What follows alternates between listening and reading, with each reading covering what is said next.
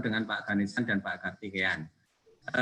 Mungkin karena ini saya harus nyambi-nyambi, mohon maaf nanti Bu Lucy langsung handle nggih dari awal nggih. Saya hanya membuka saja. Bagaimana Bapak, mau diulangi? Adegan hari ini karena ada peresmian gedung karakter, beliau tidak bisa membersamai kita. Oke, baik. Kalian, assalamualaikum warahmatullahi wabarakatuh.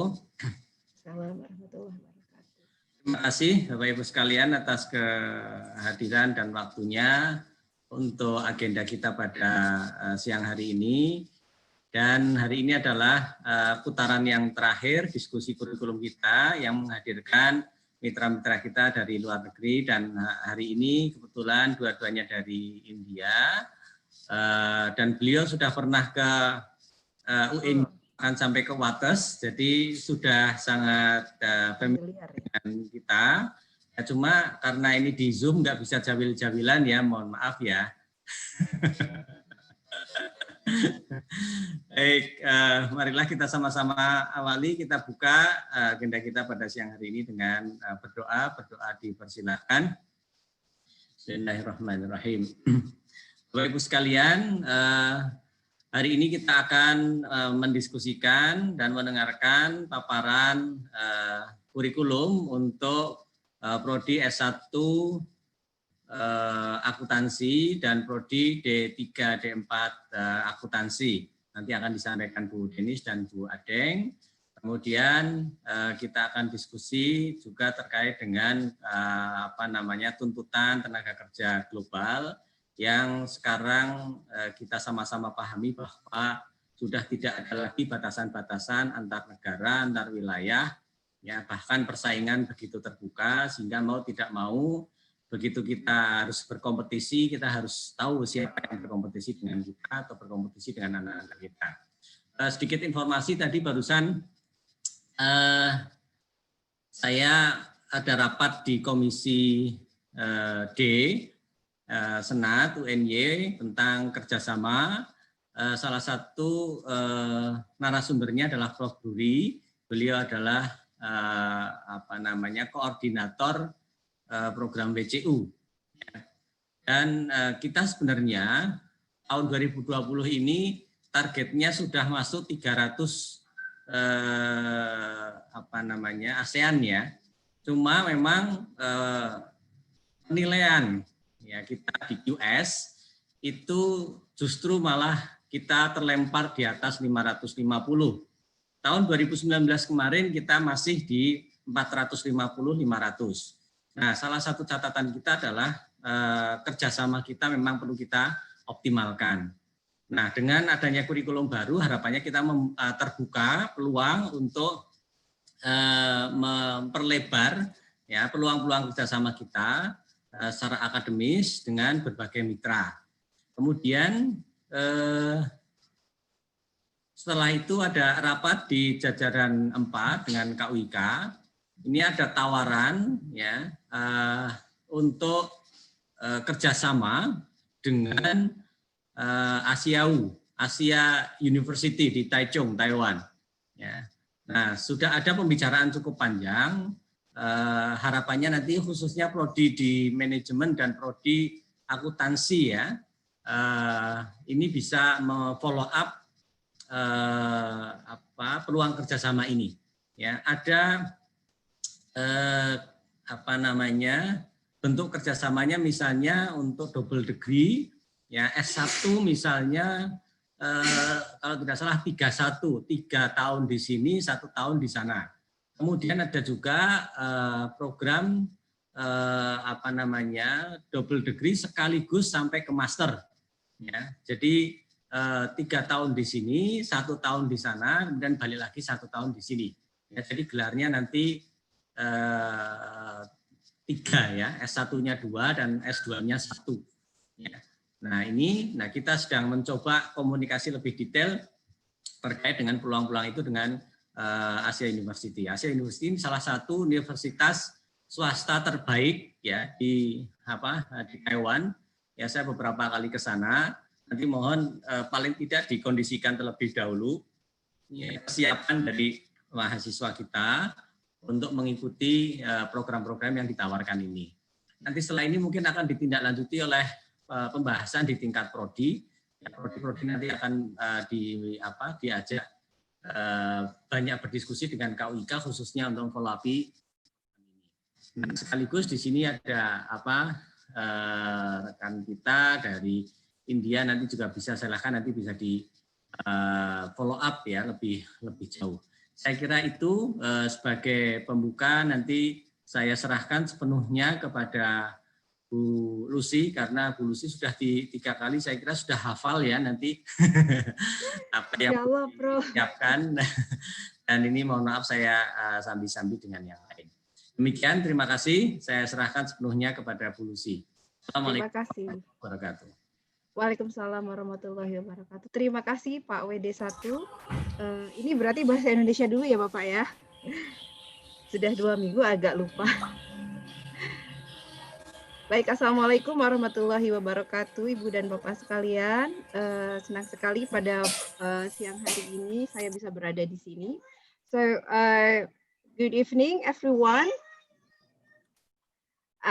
Okay, I'm sorry, there's a technical problem. I'm sorry. Good afternoon. In India. Yeah, how are you? I'm sorry. I think that's a technical problem with me. I think I should leave the forum first, but Tia, I think I have to change my device. So I think, is it okay if I will just let the floor to, okay. Can you hear my voice, everyone? Yeah, terang dan jelas, yes. Oh, okay, but yeah, all right. So good evening, all of the speakers. I feel honored to be here. I think I will not introduce myself. I'm from Faculty of Languages and Arts, so not Faculty of Economics staff, but I feel like home here. Thanks again for being given opportunity to be here. So everyone, like said before, today we have a very special agenda. This is the workshop, which is the final part of the Faculty of Economics online workshop series. And this is the 4th actually. I believe that in the last workshop, you had interesting discussion with all speakers. And today, I'm sure we will also have a very nice discussion with all speakers because the topic is very challenging and interesting actually. This week, we're looking at the final curriculum made by some departments here versus global workshop, especially perhaps on the demands of the, global workforce. The global workshop demand, workforce demand. I'm sorry.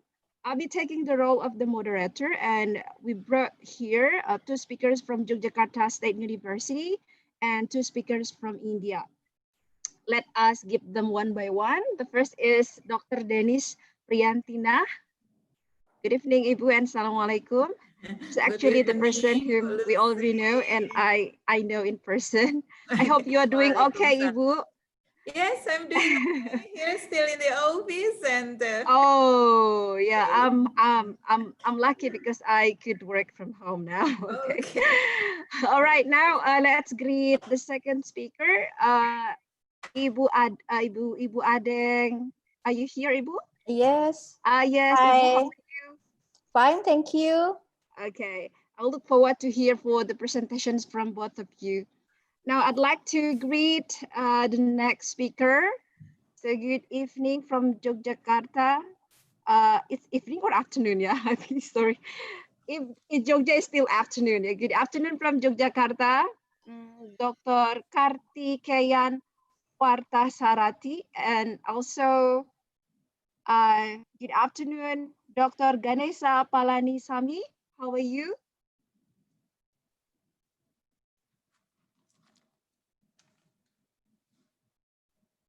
Halo, Dok. Halo? Ya sudah, nanti kita kembali ke mereka ya Bapak dan Ibu. I think now I should pass the floor to Ibu Denis first. Ibu Denis, the floor is now yours. okay. Thank you very much, Bu Lucy. Bu apa Mbak atau Dek nih? Kayaknya Yeah, up to you. Date is okay. I feel like young. Oke, thank you very much. Ini akan saya bawakan pertama menggunakan bahasa Indonesia dulu Yes. ya, since we all have audience from our own institution. So, Assalamualaikum warahmatullahi wabarakatuh. Waalaikumsalam warahmatullahi wabarakatuh. Selamat siang Bapak Ibu sekalian, terima kasih atas kehadirannya. Kehormatan bagi saya ya untuk bisa sharing dalam hal ini adalah kurikulum ya, terutama yang telah kami susun dari Prodi Akuntansi, dan kurikulum ini adalah kurikulum yang terbaru yang sesuai dengan peraturan dari pemerintah untuk menerapkan kurikulum Merdeka Belajar Kampus Merdeka. Nah, mungkin Bapak Ibu sekalian juga sudah mencermati atau sudah mengetahui bahwa kurikulum ini kita susun tidak dalam jangka waktu yang panjang ya, memang kebutuhannya harus segera dilaksanakan. Nah, kemudian tim dari prodi kami dalam waktu yang relatif agak nyerepak gitu ya, orang Jawa bilang, kemudian berusaha menyusun dan akan diimplementasikan ya, diimplementasikan untuk seluruh angkatan. Nah, ini mungkin beberapa hal yang bisa kami sampaikan. Izinkan saya untuk share screen ya Bapak Ibu ya.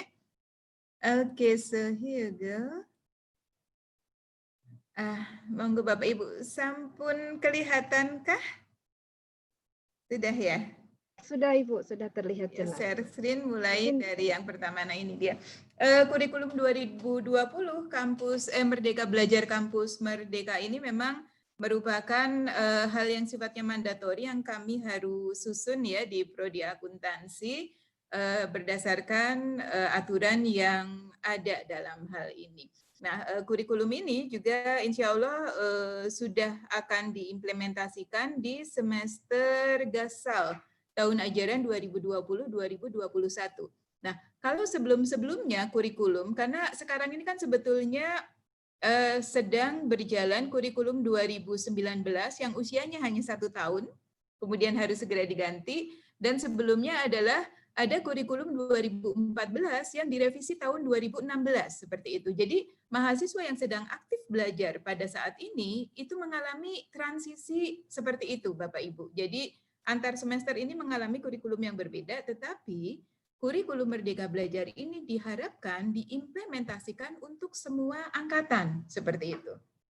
Nah, sehingga kemudian yang kemudian kami perhatikan adalah bagaimana mahasiswa yang mengalami proses transisi kurikulum ini bisa mengimplementasikan kurikulum 2020 secara baik tanpa harus mengorbankan masa studi dan mata kuliah yang sudah mereka ambil. Itu concern kami yang pertama. Kami menyadari bahwa kurikulum ini bagus adanya, niatnya bagus, sehingga kami harus mengimplementasikan, tapi di sisi lain juga mahasiswa yang sudah mengalami kurikulum sebelumnya ini tidak dirugikan terlalu banyak dengan adanya penerapan kurikulum 2020. Nah, ini yang kami haturkan Bapak Ibu. Jadi ini kampus Merdeka Belajar Kampus Merdeka ini secara konseptual memang sudah kita pahami bersama. Jadi struktur belajarnya adalah ada 5 semester ya, di mana mahasiswa itu kuliah di prodi asal. Nah, 5 semester ini menjadi syarat minimal S1 dari prodi akuntansi dalam hal ini. Nah, dalam 5 semester itu kemudian apa saja yang harus kita capai? Yang pertama adalah kompetensi utamanya dalam hal ini. Oke, ada kompetensi utama apa yang harus kami capai, kemudian CPL utama dari prodi kita itu apa. Jadi kita harus mendefinisikan itu dulu, memang harus merumuskan. Nah, dari CPL utama itu kemudian akan diturunkan kelompok mata kuliah utama yang diterapkan di prodi kami, seperti itu. Nah, kemudian selain 5 semester yang menjadi core di prodi akuntansi S1, kemudian kemerdekaan mahasiswa itu diwujudkan dalam hak 3 semester di luar yang 5 semester tadi ya, untuk mengambil pembelajaran di luar prodi akuntansi, baik di dalam maupun di luar UNY dalam hal ini, dan kemudian dalam 3 semester itu juga memiliki hak untuk belajar di luar universitas.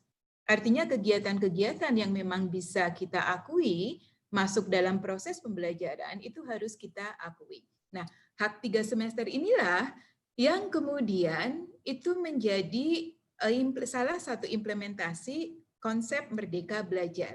Nah, 3 semester ini nantinya akan menjadi kompetensi tambahan. Jadi harapannya adalah yang pertama ada kompetensi utama yang diturunkan dari CPL utama dan mata kuliah yang diambil di prodi.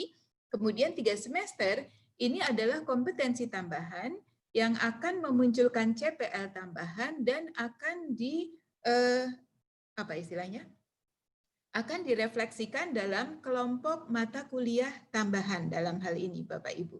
Jadi konsep itu yang kami pergunakan untuk menyusun kurikulum kami.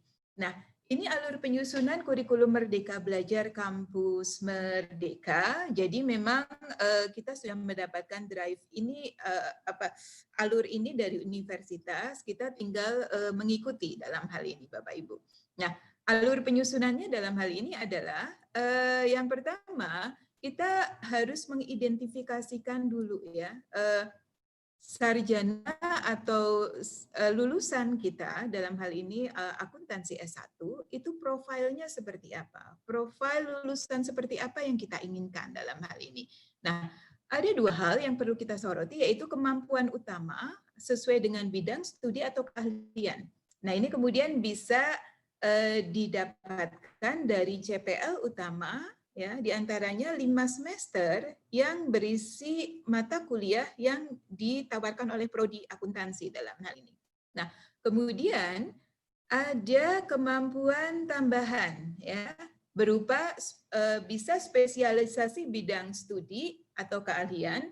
Di akuntansi itu memang mengenal, walaupun kita tidak mengatakannya sebagai konsentrasi Bapak Ibu, tapi memang ada semacam agak-agak terfokus pada beberapa spesialisasi. Misalnya ada auditing seperti itu. Kemudian ada akuntansi keuangan, ada akuntansi manajemen dan sebagainya. Nah, kemudian spesialisasi ini kami terjemahkan dalam bentuk mata kuliah pilihan ya yang sesuai dengan passion mahasiswa untuk mengambil bidang keahlian yang mana seperti itu. Nah, dalam hal ini kemampuan tambahan ini bisa juga berupa kemampuan tambahan di luar bidang studi. Saya yakin kita semua sudah menyadari bahwa keilmuan sekarang ini adalah sesuatu yang blur gitu ya, nggak dibatasi atau nggak terkotak-kotakan, alias ilmu itu saling berinteraksi satu sama lain, sehingga memang satu bidang keilmuan itu akan sangat membutuhkan bidang keilmuan yang lainnya untuk mampu bersinergi dan membekali mahasiswa kita dengan keterampilan yang memadai sehingga bisa diterima oleh sektor industri dalam hal ini. Nah, sehingga kemudian ini dia ada kemampuan utama dan kemampuan tambahan. Nah, kemampuan utama ini nanti akan direfleksikan dalam CPL utamanya, sedangkan kemampuan tambahannya akan direfleksikan dalam CPL tambahan. Sehingga bahan kajian yang di sini adalah dari CPL utama adalah bahan kajian utama, kemudian dari CPL tambahan ini menjadi bahan kajian tambahan. Nah, diturunkan lagi dalam hal mata kuliahnya kemudian. Nah, untuk bahan kajian utama ini kemudian masuk dalam kelompok mata kuliah utama. Nah, mata kuliah utama ini adalah mata kuliah keprodian ya, termasuk di dalamnya adalah MKU, mata kuliah universiter, dan mata kuliah fakulter dalam hal ini karena kami menyadari bahwa itu diperlukan oleh lulusan kami.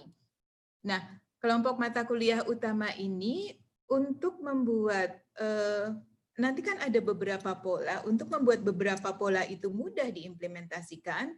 Nah, harapannya kami menerapkan kurikulum di mana mata kuliah utama ini akan selesai itu pada semester 5 seperti itu. Sehingga kami kunci di situ, sehingga nanti apakah polanya 611, 602, atau misalnya 511 itu kemudian tidak menjadi masalah. Harapannya seperti itu nantinya. Nah, kemudian untuk mata kuliah dari bahan kajian tambahan ini akan menjadi kelompok mata kuliah tambahan. Nah, ketika kami sudah mendefine mata kuliah dan jumlah SKS-nya baik dari kelompok mata kuliah utama dan kelompok mata kuliah tambahan, ini kemudian kami turunkan dalam bentuk struktur kurikulum, Bapak Ibu. Kami menyebar kurikulumnya dalam setiap semester mata kuliah apa saja yang kami masukkan dengan mempertimbangkan kondisi mahasiswa. Nah, kemudian dari struktur kurikulum ini kita melihat pada sistem pembelajarannya. Apakah sistem pembelajarannya di prodi, gitu kan? Kemudian apakah lintas prodi dalam UNY atau bisa jadi lintas prodi tapi di luar universitas? Ataukah kemudian dengan institusi atau industri yang berada di luar UNY. Nah, kemudian dari situ kami merumuskan juga sistem penilaiannya. Nah, kalau dari prodi dari prodi kami tentu tidak terlalu ada masalah mengenai sistem penilaian karena itu business as usual seperti itu. Nah, kemudian yang mungkin agak menjadi tantangan buat kita adalah bagaimana kemudian kita melakukan evaluasi terhadap kegiatan pembelajaran yang sifatnya di luar PT di luar UNY, jadi antar prodi di luar UNY, atau ini lebih challenging lagi misalnya kegiatan pembelajaran yang dari industri atau di luar UNY, misalnya ada kegiatan kemanusiaan, itu bisa kita anggap sebagai kegiatan pembelajaran di luar institusi. Bagaimana kita kemudian menilai pembelajaran seperti itu? Begitu Bapak Ibu.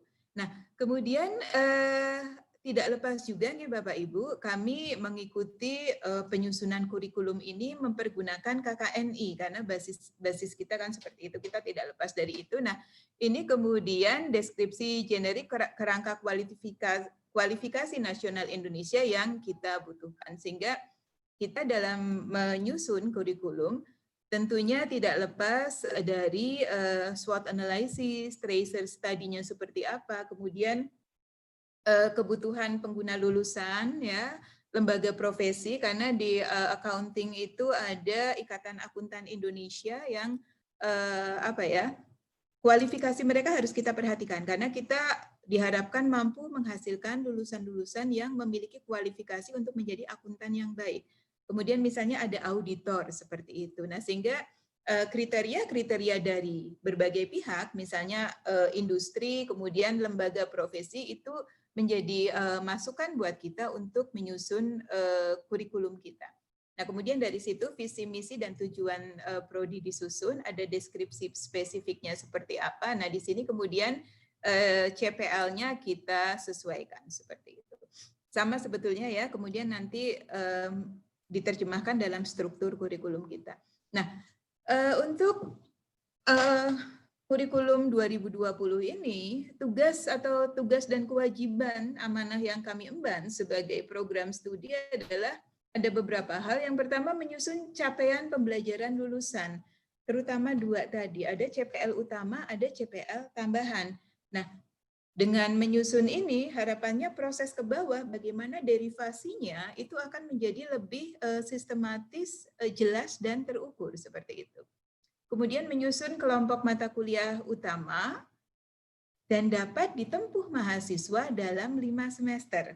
Nah, atas dasar inilah kemudian tadi kami berusaha menyusun CPL utama ini kita kunci bisa ditempuh mahasiswa dalam 5 semester. Ini nanti menerjemahkannya memang agak sulit kemudian dalam struktur penyebaran mata kuliahnya. Oke, kemudian menyusun kelompok mata kuliah tambahan ya, tadi ada peminatan, ada advance bidang studi, dan yang lainnya. Nah, ini tanggung jawab kita, amanahnya. Nah, kemudian ini yang diamanahkan oleh universitas terkait dengan pola masa belajar di UNY dalam hal ini. Sudah ditetapkan dalam keputusan rektor, ada 3 pola yang harus kita jalankan.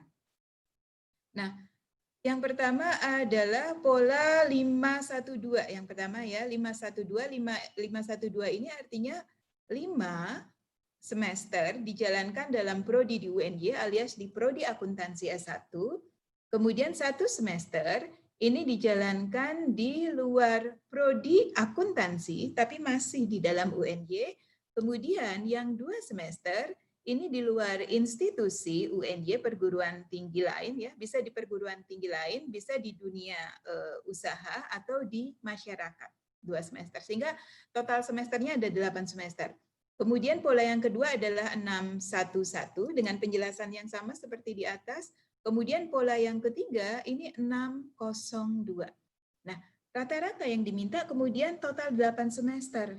Ini yang ditempuh mahasiswa. Nah, ini agak bergeser dari perkiraan kita ya, karena kurikulum yang terdahulu itu memungkinkan mahasiswa kami untuk lulus dalam 7 semester. Tapi sekarang berdasarkan kurikulum ini mungkin jadi agak mundur menjadi 8 semester seperti itu. Nah, ini polanya untuk yang diberlakukan di akuntansi 521, 611, dan 602. Ini adalah sebaran jenis mata kuliah dan jumlah SKS yang harus diterapkan, Bapak Ibu. Oke, jadi memang untuk mencapai level sarjana sekarang jumlah SKS-nya itu 146 sampai dengan 156. Berbeda dengan kurikulum sebelumnya yang 144 itu sudah bisa mendapatkan gelar sarjana dalam hal ini. Nah, jumlah untuk program mata kuliah program studi ini termasuk TA ya, tugas akhirnya ini bergantung pada masing-masing pola. Kalau pola 1 ini 80 sampai 84, kemudian pola 2 itu 98 sampai 100, pola 3 itu 90 sampai 96. Nah, ini tantangan bagi kami karena mata kuliah yang khas keprodian akuntansi itu relatif banyak. Sehingga bagaimana kemudian kami berusaha supaya CPL-nya tetap tercapai, tapi ada reduksi jumlah mata kuliah seperti itu. Biasanya nambah relatif lebih mudah dari ngurangin ya. Jadi ini memang agak apa namanya ya, agak kemarin kita juga agak kesulitan, bukan kesulitan dalam arti susah, tapi lebih pada prioritas apa yang harus kita lakukan gitu. Karena kalau kita melihat kok kayaknya semuanya penting gitu, tapi ya apa boleh buat, harus ada yang direduksi dalam hal ini. Nah, kemudian ada mata kuliah universiter, biasanya dalam bentuk MKDU, kemudian mata kuliah program studi lain di UNY, dan mata kuliah lain di luar UNY. Seperti itu, Bapak Ibu. Oke, kemudian untuk beban belajarnya, ini tidak akan saya berikan ya, ini jumlah SKS-nya. Begitu ada beberapa perubahan, Bapak Ibu, kalau kita lihat praktik kerja lapangan dan apa namanya TA atau skripsi itu tambahannya makin besar, SKS-nya makin besar. Nah, ini tantangan buat kami juga, bagaimana dengan beban yang semakin tinggi tentunya akan dituntut apa istilahnya ya, effort dari mahasiswa yang semakin besar juga seperti itu.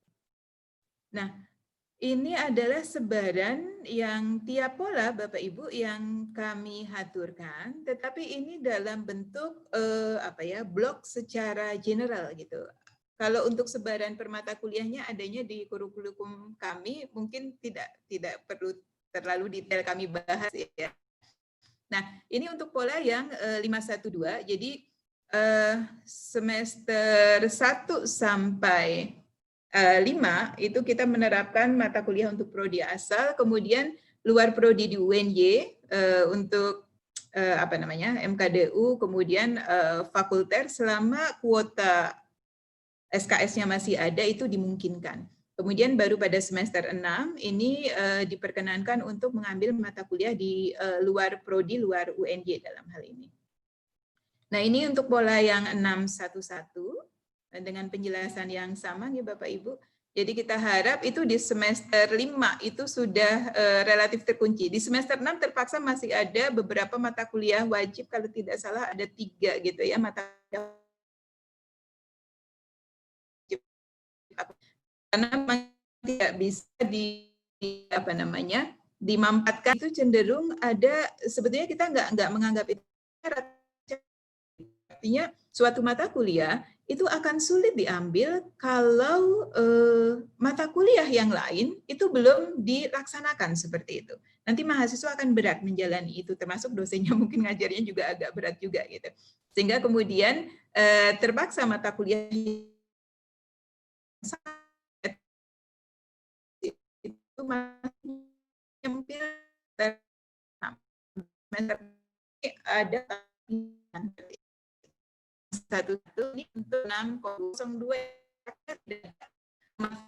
prodi diuji dalam tanda petik bisa melompat ke luar UNY, jadi luar prodi luar UNY seperti itu Bapak Ibu. Nah, kemudian untuk mekanisme belajar ini kami ambil aja sih sebetulnya dari materi.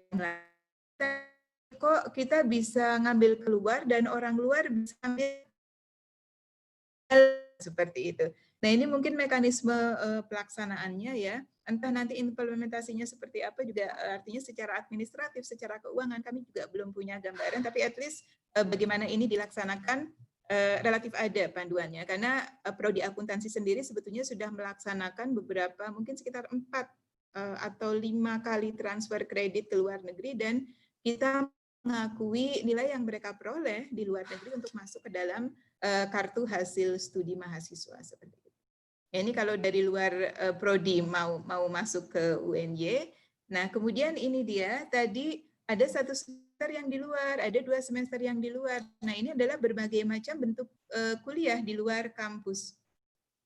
Mulai dari PKL itu wajib nggih kalau di di prodi kami sebanyak 6 SKS, kemudian ada proyek lain sering bukan juga, terutama dengan universitas lain seperti pengakuan wirausaha, penelitian riset, proyek kemanusiaan.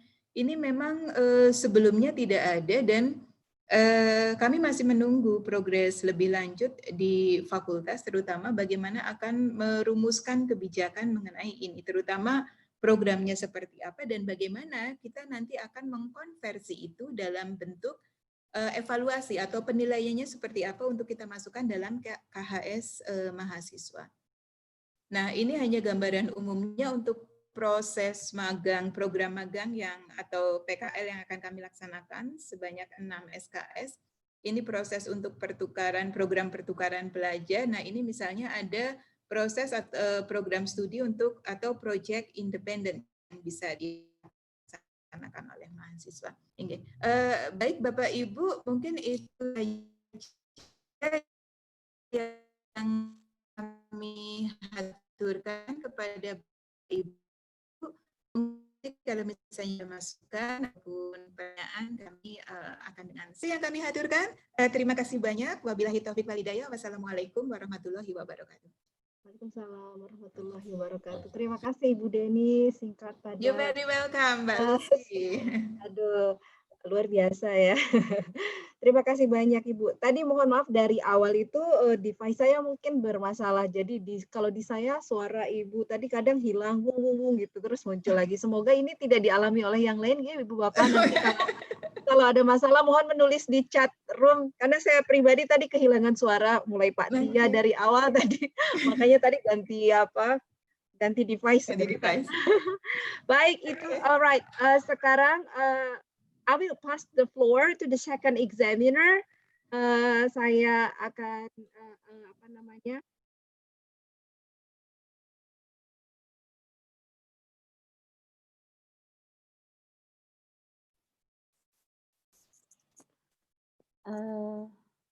Semoga terdengar. Ibu bisa mendengar ya suara saya? Tadi Bisa? sempat hilang, Bu. Iya, Tadi Bu. sempat hilang. Mungkin biasanya saya di kampus, ini kebetulan di rumah, mungkin wifi-nya tidak stabil. Mohon maaf, semoga nanti lancar sampai akhir. Ibu sudah siap? Disilakan Ibu 20 menit. Oke, okay. Ya, silakan Ibu. Terima kasih atas waktu yang sudah diberikan kepada saya. Sebelumnya, Assalamualaikum warahmatullahi wabarakatuh. Waalaikumsalam. Terima kasih atas ini momentum ya untuk sharing di kurikulum Merdeka Belajar Kampus Merdeka untuk program vokasi akuntansi atau D4 akuntansi. Jadi mungkin untuk lebih mempersingkat waktu, saya langsung share saja. Silakan Ibu.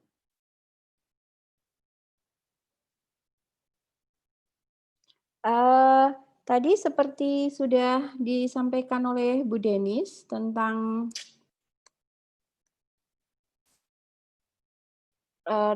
apa ya, hampir sama tentang penurunan bagaimana kurikulum 2020 ini kita buat dengan maraton gitu ya, karena waktunya sangat mepet. Sebelum kita ini sudah sering mungkin Bapak Ibu melihat bahwa dasar hukumnya adalah Permendikbud nomor 3 tahun 2020 tentang standar tinggi pendidikan, standar nasional pendidikan tinggi. Kemudian untuk berikutnya adalah tentang dari peraturan rektor. Jadi bahwa 5 semester itu di dalam program studi, kemudian yang 3 itu adalah di luar. Di luarnya itu bisa tetap di dalam maupun yang 1 beneran di luar.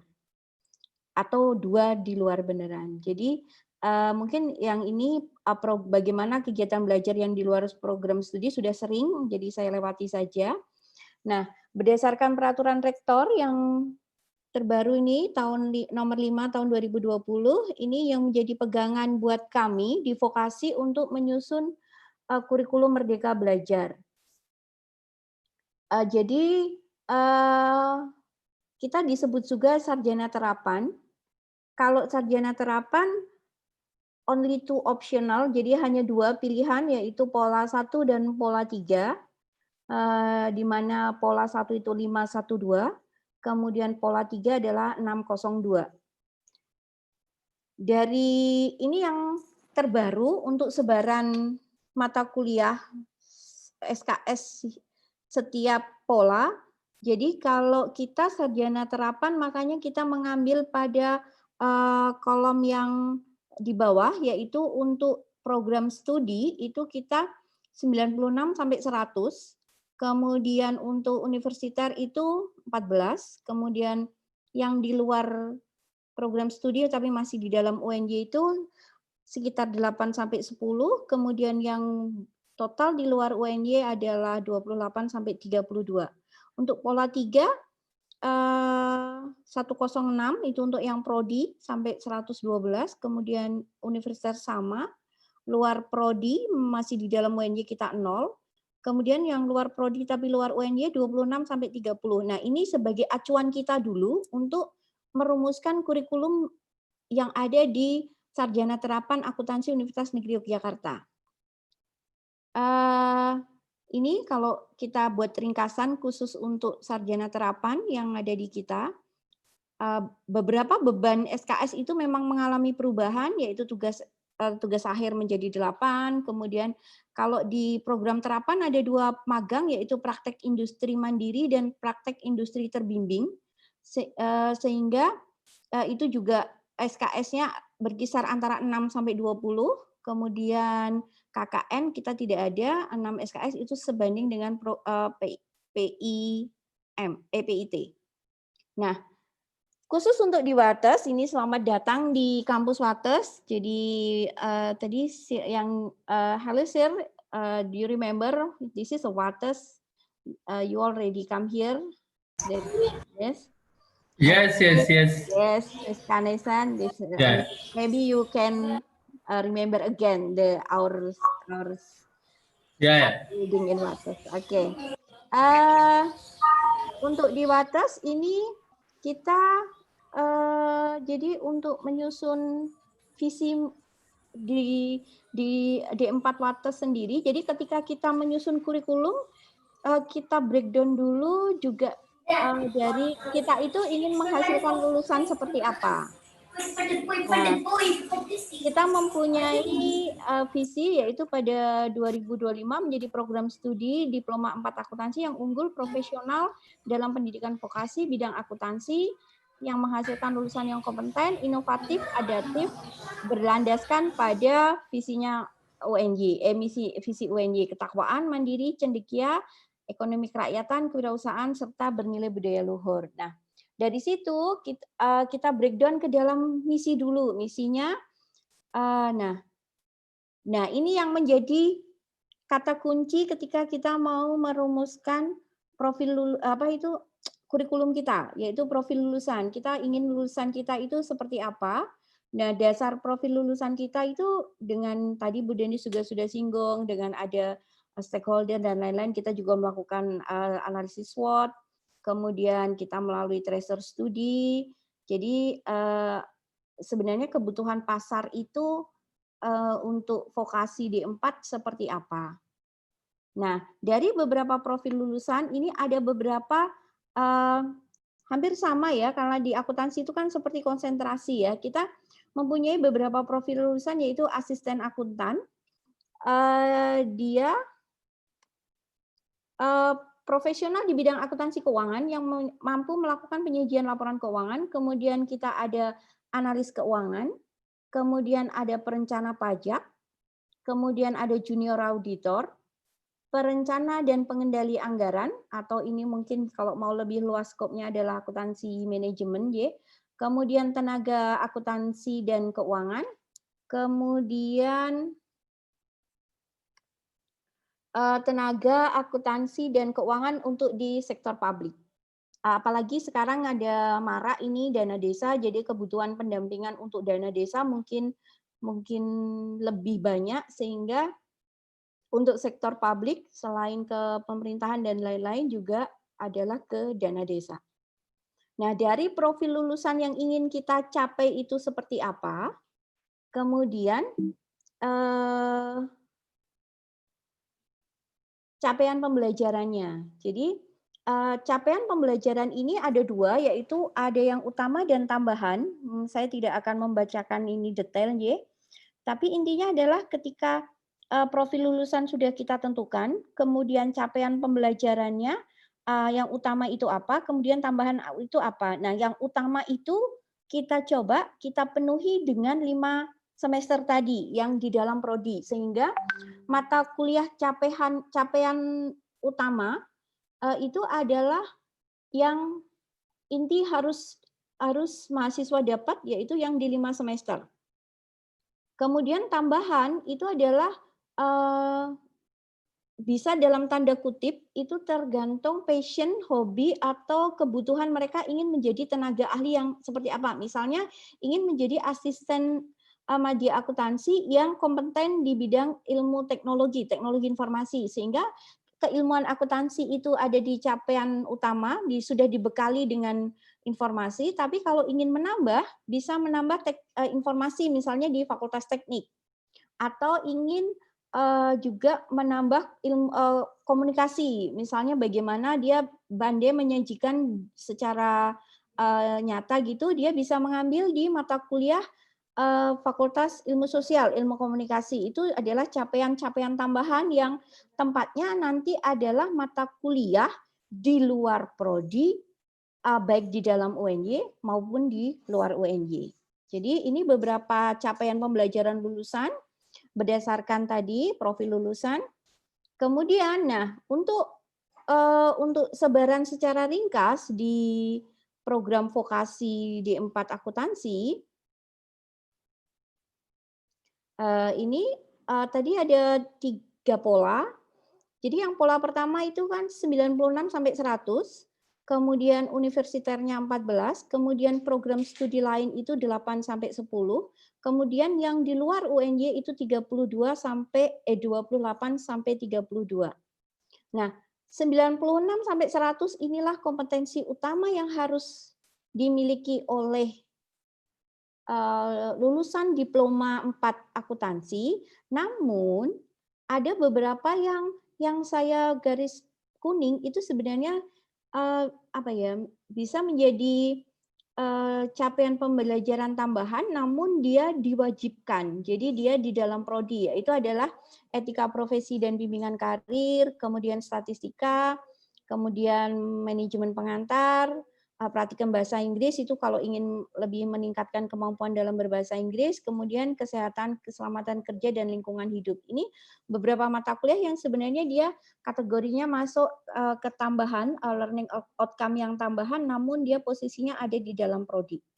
Kalau yang mata kuliah lain adalah mata kuliah keprodian, dan sama seperti dengan Bu Denis, kalau menambah itu lebih mudah, tapi kalau kita membuat mampat itu mampat tapi semua dapat itu yang memang akhirnya agak-agak kita memakai beberapa strategi. Di program vokasi akuntansi ini yang banyak itu adalah kita komposisi praktiknya harus lebih banyak. Jadi mata kuliah ini nanti akan lebih banyak ke nuansa SKS di praktik dia lebih banyak. Jadi untuk mata kuliahnya mungkin bisa dilihat sekilas seperti ini. Ini untuk yang pola 1. Kemudian ini universitas sudah ditentukan dari rektorat. Kemudian, nah ini yang di luar prodi tetapi masih di dalam UNY. Ini hanya beberapa contoh yang mahasiswa mungkin bisa mengambil untuk memenuhi kompetensi tambahan. Jadi sifatnya ini beberapa mata kuliah yang ditawarkan di prodi-prodi lain UNY yang mungkin untuk mensupport kompetensi utama tadi. Misalnya teknologi informasi, berarti anak selain accounting-nya bagus, dia IT-nya juga bagus. Kemudian dasar-dasar ekonomika, biar ketika dia menganalisis perusahaan secara makro dia bisa. Kemudian analytical data, manajemen basis data, karena ketika kita bekerja di sebuah industri yang sekarang ini kan semua mainnya sudah ke data, olah data. Jadi biar anak-anak siap menghadapi dunia yang seperti itu. Kemudian, nah kalau ini hanya makanya di sini adalah beberapa example saja. Kemudian untuk mata kuliahnya yang beneran free anak-anak mahasiswa itu bebas. Ini hanya ilustrasi. Jadi pilihan karena skor mata SKS itu 8 sampai 10 maka minimal mereka harus mengambil 3 mata kuliah. Itu 3 SKS atau sekitar 9 SKS. Nah, untuk yang agak mungkin menjadi pertimbangan agak berbeda dari kita yang bisa kita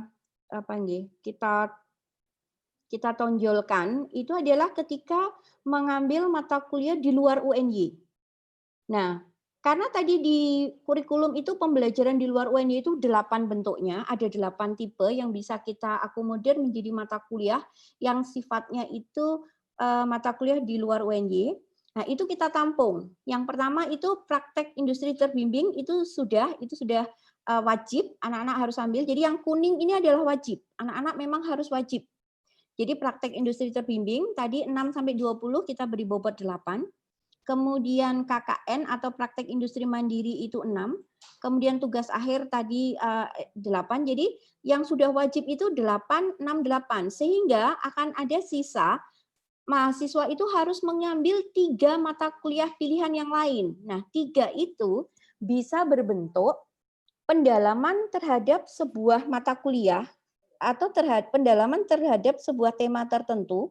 Misalnya dia di akuntansi keuangan, akuntansi pajak, akuntansi manajemen, audit, sistem, atau akuntansi sektor publik. Nah, itu bentuknya adalah praktikum lapangan. Sehingga mahasiswa itu dalam tanda kutip masih dalam UNY, tapi dia bisa memenuhi yang kolom terakhir ini. Kemudian untuk program yang lain yang mata kuliah di luar UNY tadi kan ada proyek desa, kita tampung dalam mata kuliah juga, kemudian ada pertukaran pelajar kita akui. Kemudian riset, nah ini untuk riset ini pola riset seperti apa yang kita akui ini masih dalam pembahasan tim karena kan riset ini berbeda dengan TA ya, tugas akhir, sehingga untuk penelitian yang disebut riset dalam 8 pola pembelajaran di luar kampus tadi yang masih kita diskusikan lebih lanjut di dalam tim. Riset seperti apa yang diakui dalam komponen ini. Kemudian ada kewirausahaan sama dengan penelitian kewirausahaan juga kita masih diskusikan dengan tim, bentuk kewirausahaan seperti apa yang masih bisa kita include-kan dalam pengakuan mata kuliah dan proyek kemanusiaan. Sehingga mahasiswa tanpa pindah kampus itu sudah memenuhi kolom yang terakhir. Namun, seandainya mahasiswa berkeinginan untuk belajar di universitas yang lain, itu juga dibolehkan, yaitu dengan kita beri opsi untuk mengambil mata kuliah pilihan di luar institusi UNY.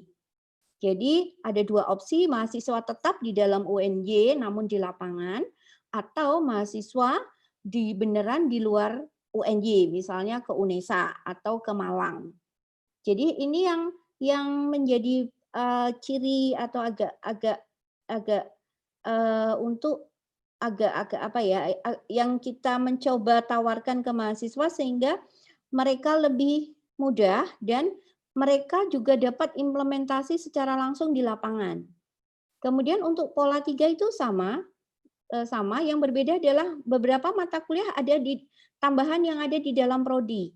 Jadi kita ada beberapa mata kuliah yang sifatnya itu tambahan yang tidak ada di pola 1, yaitu ada pelaporan keuangan korporat, kemudian seminar praktikum lapangan yang tadi praktikum lapangan bisa diambil mulai dari semester yang awal. Nanti di penyebaran polanya akan muncul. Kemudian ada akuntansi dan bisnis. Mata kuliahnya nggak muncul Bu Adeng. Oh, mata kuliahnya? Ini nggak ada sebaran mata kuliahnya. Oh, betul nonton. Hanya begitu Bu. Berarti Bu filenya saja yang Excel-nya yang di-share-nya Ibu. JJ mohon maaf. Diklik-klik. Makasih. Terima kasih Ibu Isra. Ini masih nggak muncul? Oh, sebentar. Belum Ibu, belum. Oke, saya ganti file mawon J. Saya ganti. Oke.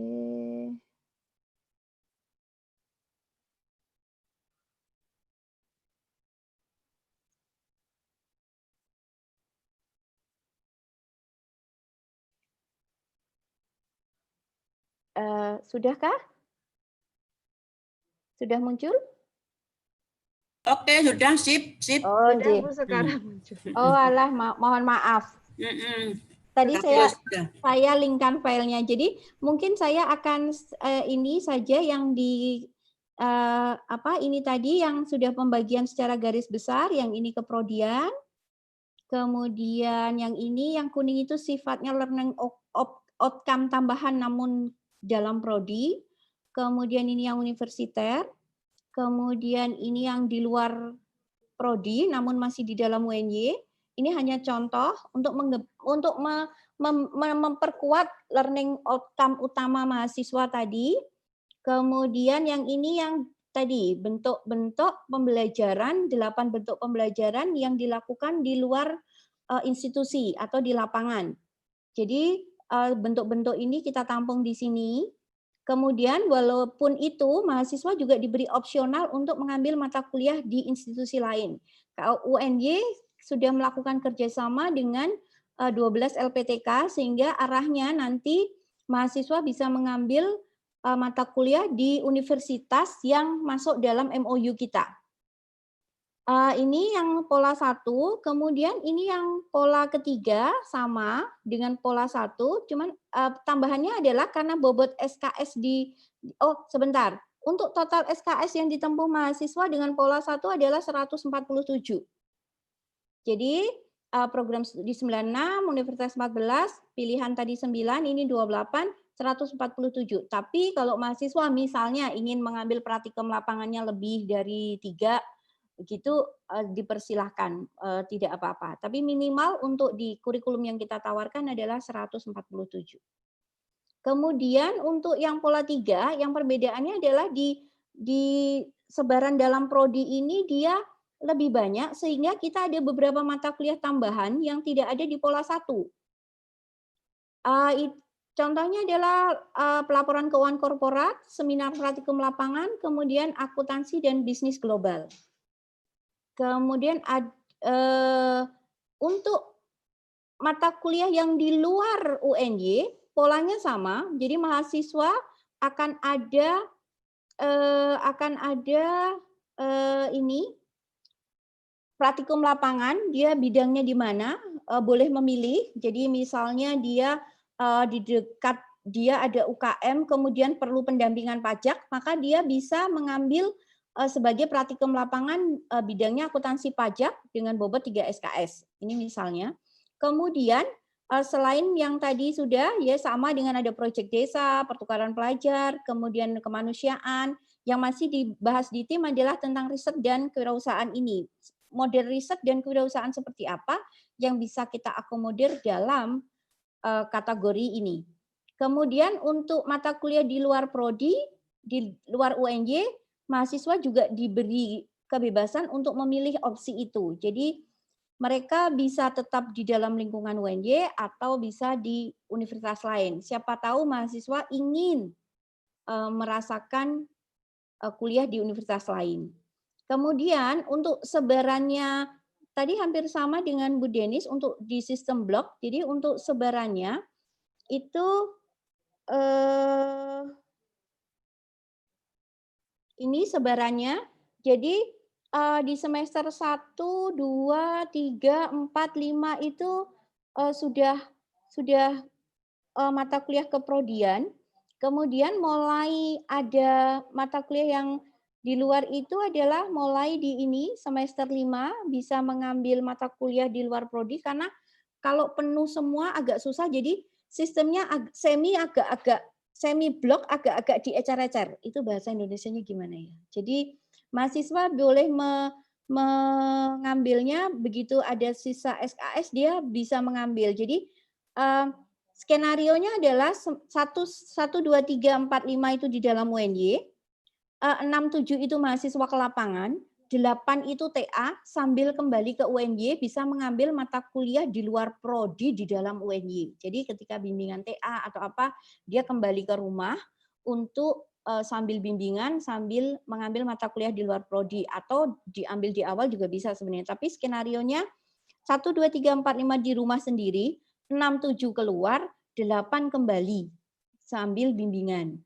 Jadi secara garis besar mungkin itu yang bisa saya sharing dari bagaimana penjabaran untuk kurikulum Merdeka, Kampus Merdeka di program vokasi akuntansi Kampus Wates dan Gunung Kidul. Sekarang ada 2 kampus.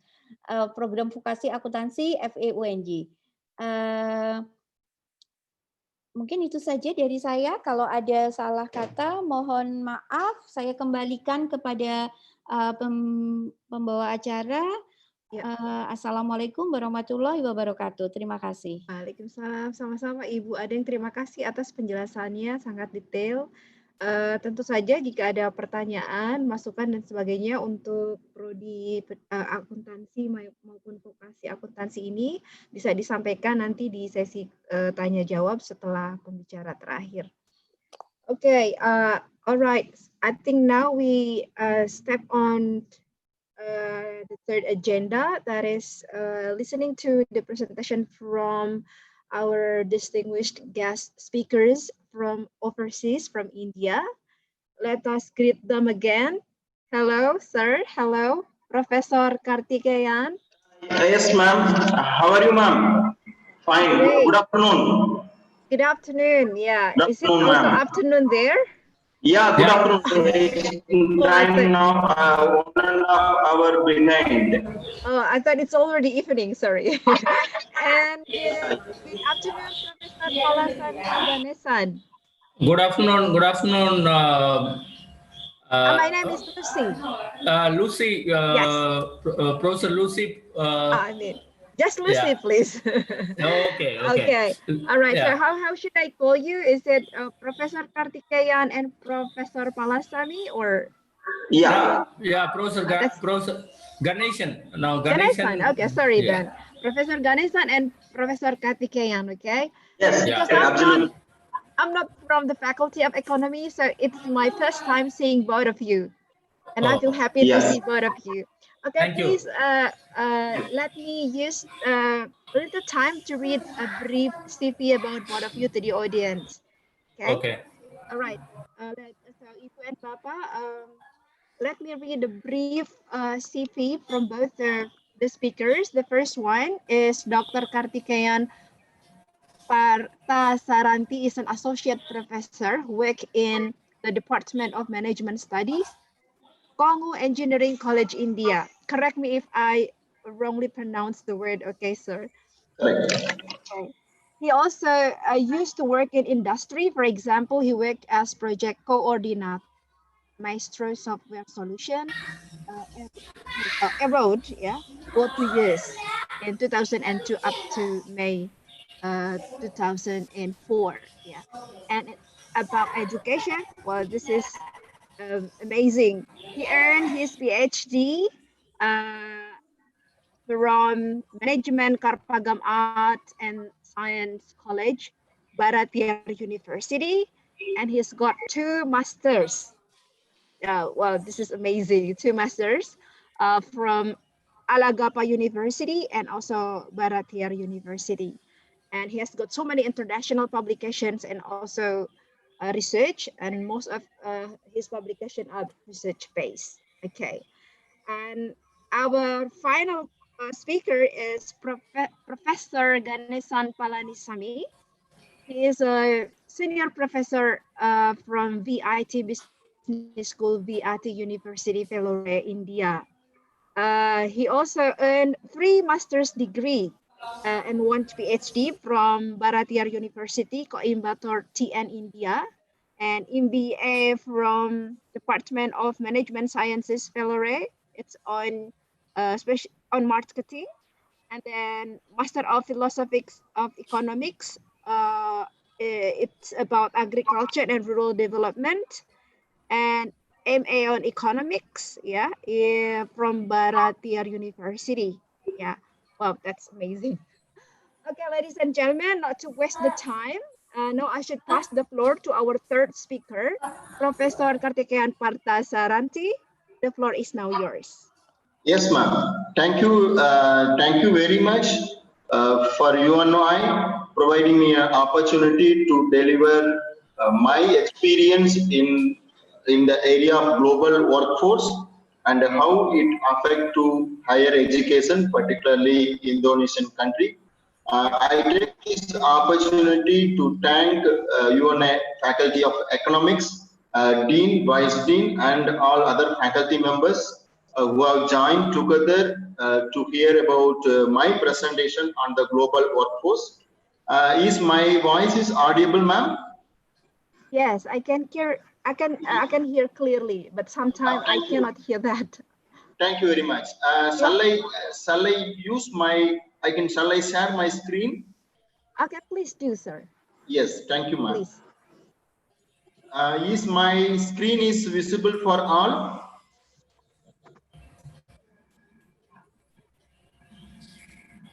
Yeah. Yes, Kartikeyan, sir. Yes, sir. Thank you, sir. Fine. Maybe half an hour we are going to discuss on challenges and strategies of higher education on global workforce. I hope this presentation will highlight you about globalization. The globalization of today's workforce has not developed on its own, but rather through a process. There are different interlinked forces are affected for any country, that is of course either India or Indonesia or Brazil or any country. The greater openness of economics. In India, we have 1991, there is a liberalization, privatization and globalization concept. And the same way it is also affected to all other countries because of open the economies. So the people whoever is doing business from any part of the world, they will come to the home country, they will do the business. Simultaneously, it will affect the workforce. The people are working in different part of the countries or throughout the globe. So the growth of labor migration and the technological advancement have all played a role in globalizing the development of human capital. Today, the people who are live in very remote area are migrated to some other developed country and they are working. And I am not talking about the interstate migration. I am talking about country to country migration. So this is very important for the global workforce. So the knowledge capital, the knowledge human capital is wide and enormous, and it affected to any country's development. And I am taking that example on 2019, the global population who is called as a working age population of above 15 years, it is estimated around 5.7 billion people. Of this total, 2.3 billion, that is around 39% of them are part of the labor force, and around 3.3 billion, that is 57% of them are employed, and estimated 188 million were unemployed. This particular diagram shows about the report how published by the Global Overview of Access to Employment and Labor Underutilization for the year 2019. As I already pointed out in the previous slide, the working age population of above 15 years were around 5.7 billion. Among the 5.7 billion, 57% of them are employed, and around 39% of them are labor force. And coming to that, again, the total labor underutilization is around 473 million. That is predicted on unemployment is also very high, maybe 188 million. That is among the remaining portion, 40%, that is 188. I am showing that yellow color figure. Yellow color figure is unemployed, so it around 40%.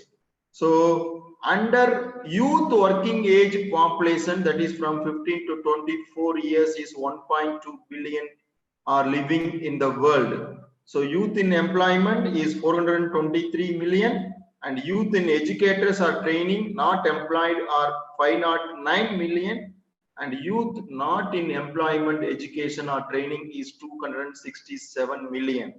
So this is the report as published by International Labour Organization, Model Estimate Report, published in the year November 2019. And the same way, here in this diagram, you can find that who are all the contributors to the family and how much of them are permanent employee in terms of wage and salary and own account holders. And in the center diagram, you can able to see about the people who employed in formal sector and informal sector.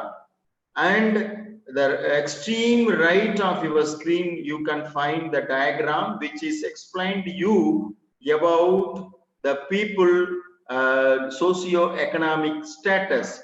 So around 7% of the people are extremely poor are living in the world, and 12% of them are moderately poor, and 81% of them are not poor.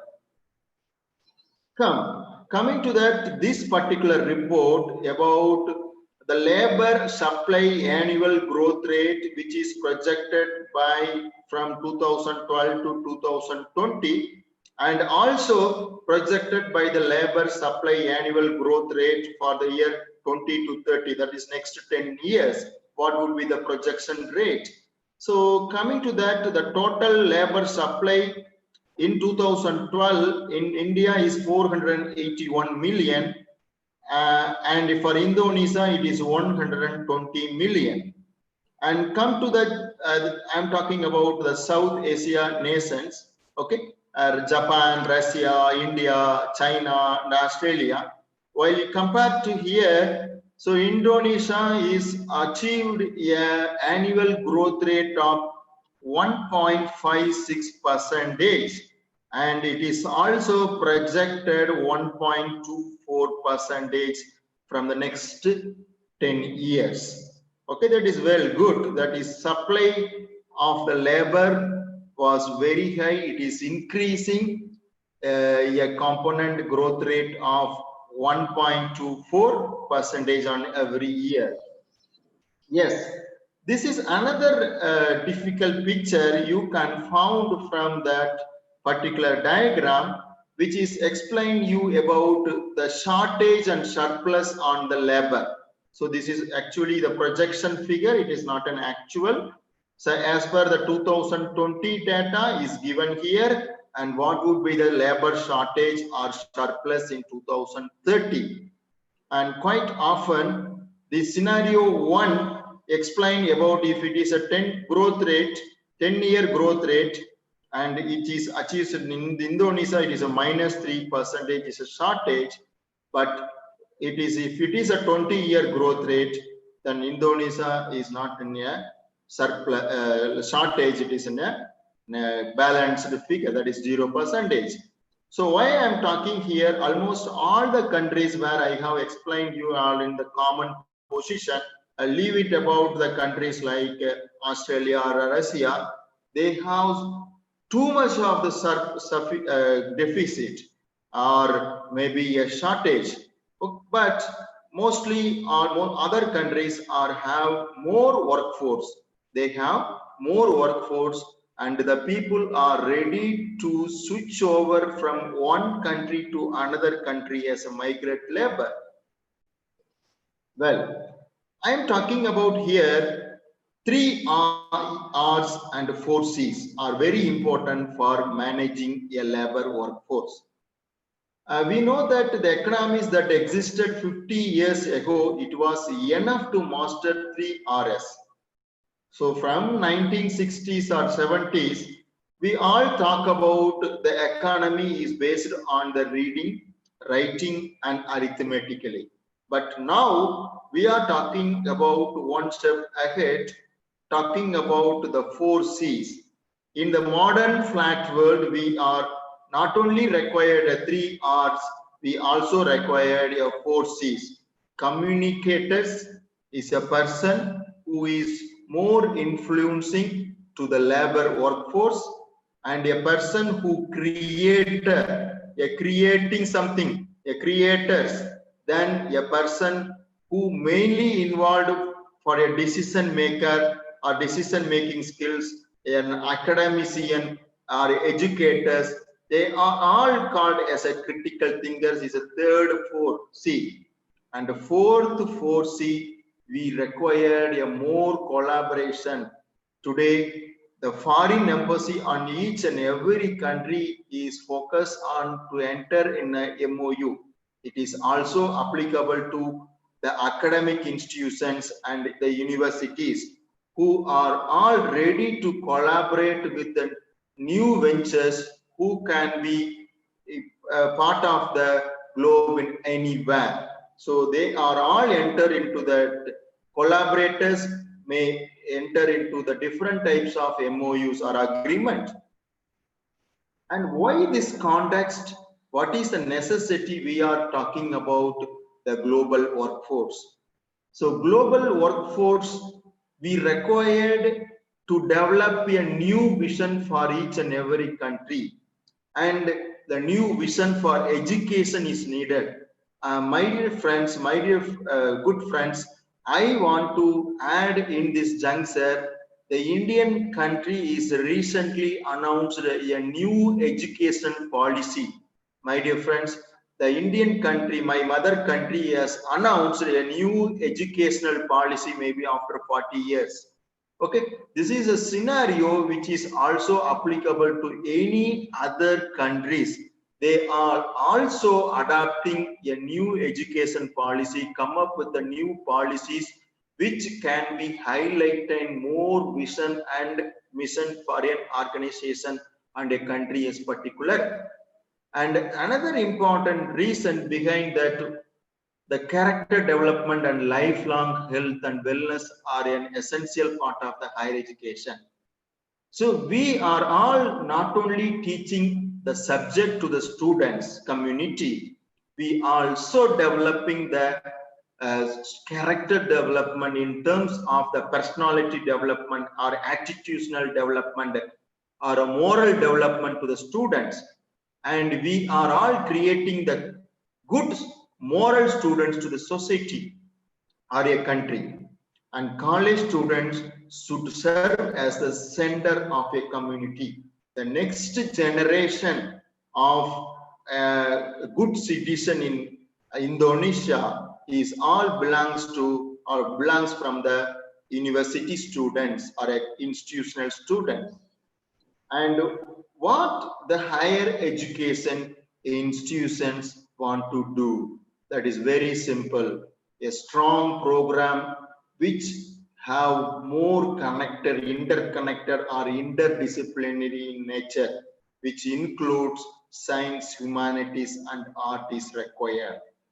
A commitment to digital media production and music is required. One, they have enormous opportunities are available in the field of the music, media production and so other activities. And the higher education institution is also focused on commitment to lifelong health and wellness and full spectrum of after college club and activities. The students may be allowed to participate in the different club and activities, maybe after the class or sometimes during the weekdays. So this is the one important prerequisite I want to add it with my presentation to you all, my dear friends. So if you want to develop a good workforce or a good citizen for our country, then you should allow students to participate in the different activities. I'm sorry, any shall I proceed? Any questions? Fine, thank you. Yeah, thank you.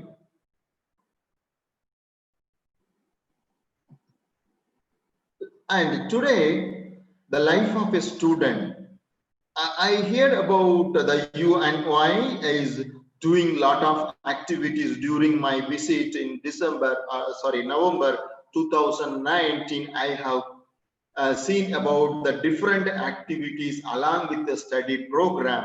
It is a good one. It is required for any students. So today students are engaging in rigorous classes and they also participated in the music and digital media classes, nutritious lunches, fitness, so many different types of activities they are performing along with the study.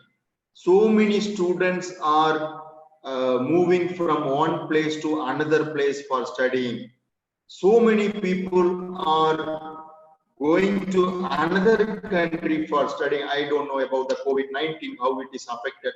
We may see after the or post COVID-19. But I still believe that there are many students who are living in the home country or migrated from other countries, migrated to other countries, and they are studying the different courses.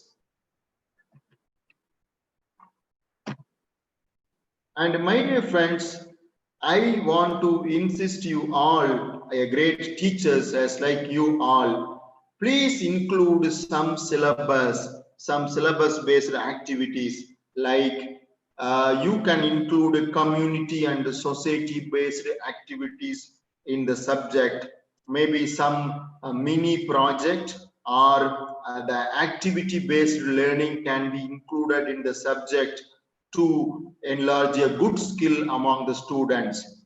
I can say about there is one concept called ISR, institutional social responsibility. Institutional social responsibility. You may allocate maybe 1 credit or 2 credit for each semester or during your course for institutional social responsibility for the students who can be allowed to participate in the different activities, may perform in the rural areas or may perform in the schools, and they can also do some activities in road show or exhibition, and they can be promote your universities. That is a main important point. Apart from that, they are promoting that your university, they also learn, you also get some rewards and awards, everything. That is very, very important. That is ISR, institutional social responsibility. I hope you all know about, there is a terminology called CSR, that is corporate social responsibility. I request you to include some portion in your curriculum that is related to institutional social responsibility. And you can also promote the students related to archaeology, agriculture, botany, not only related to the domain. Even in an economic, students can permit to enter into agriculture, maybe agriculture economics. Okay, these type of subjects may also included in your curriculum, and students can also motivated to learn about conservation, energy conservation, and different field. Then to protect on the environmental, we need environmental sciences. To protect on the animal, we need animal studies. And the students may also motivated to part of the club activities, sports activities, and many more activities. They can become a very bold and wellness healthy students. Definitely it requires working also. And students can motivated to tutoring. We may give the guidance. The tutor may be appointed for an individual, and the tutor may can look into that people or a student behavior, their contact, their study, their family, etc., etc. Then absolutely the skills building. I want to say about what is the action plan on higher education institution.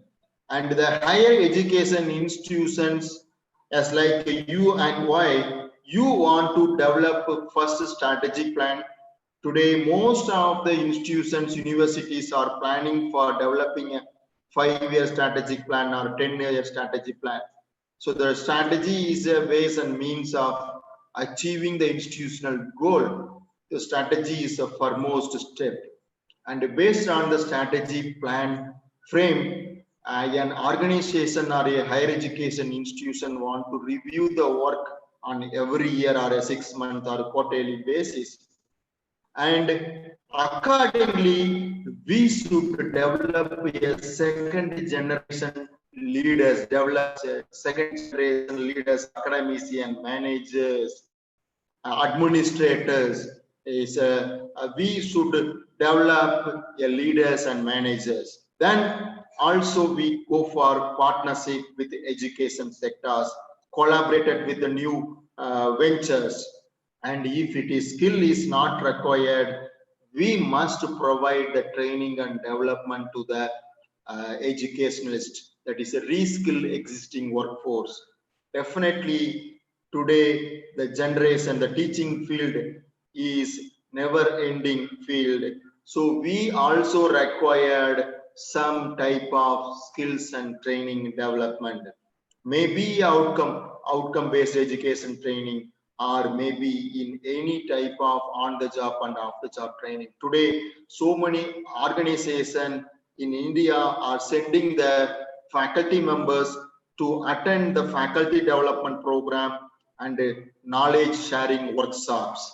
That is a one important prerequisite for the institution who develop a reskill of existing workforce. My dear friends, your institution want to invest some money in the research and development. This is very, very important. So inculcate the knowledge in the area of research and development among the faculty members, among the research scholars, among the students is very, very innovative for the knowledge economy.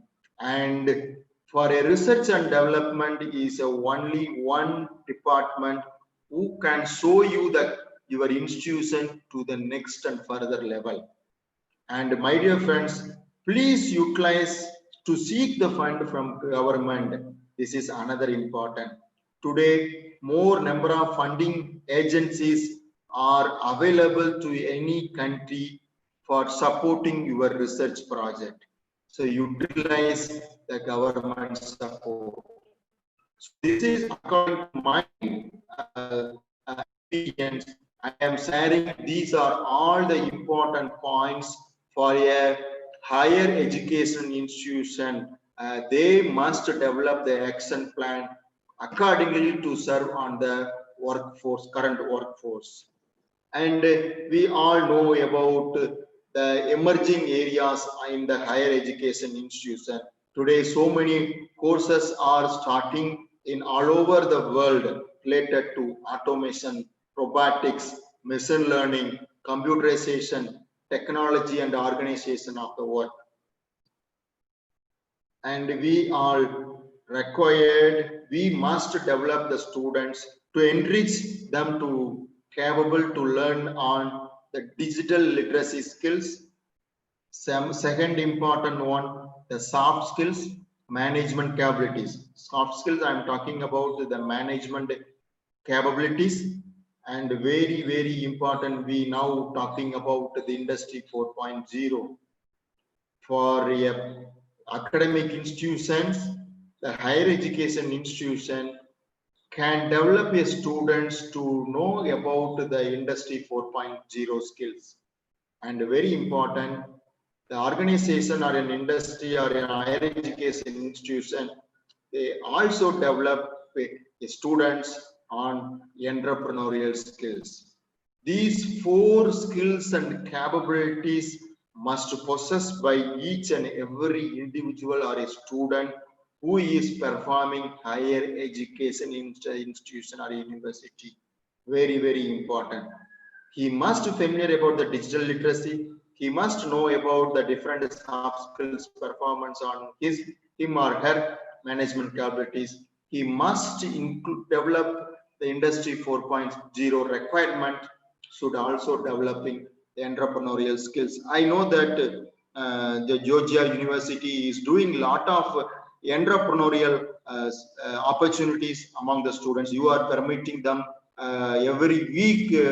You are permitting them students to putting up the stall and they are selling the product. It is very, very essential. It is very important also. And these are all the skills now a student want to develop. And the right side, I am point out the skills are possessed by the 15 and the top 10 skills of the workforce. It is required for the 2020. As on today, there are skills like a problem solving skill is essential, critical thinking, creativity, people management, coordination with others, emotional intelligence, judgment and decision making, service orientation, negotiation, cognitive flexibility. My dear friends, so I request you to include some syllabus, curriculum for managing the workforce on top skills, like emotional intelligence is a one important subject. Can everybody can learn about? May also include there is a one subject called creativity and innovation, entrepreneurship, creativity and innovation. This is also one of the important thing you want to note out. And there are other topics like side topics like negotiation, decision making, problem solving, and these are all the some subjects as topics you may be learn about management and other related subjects. But I can suggest you to the top management of your institution to think over to include some curriculum, not only for the economic students, it is also applicable to art, science, engineering, any field, like in the area of emotional intelligence, in the area of maybe like a creativity, entrepreneurship and innovation. This is very important for developing a good workforce skills. And today higher education institution require high level skills based on the research and also based on the inquiry and innovation. And it is one of the key enablers in the development of our human capital and is crucial to the business sector. if the institution is developing a good student or a good leader, and that leader will serve to the business community quite often very good.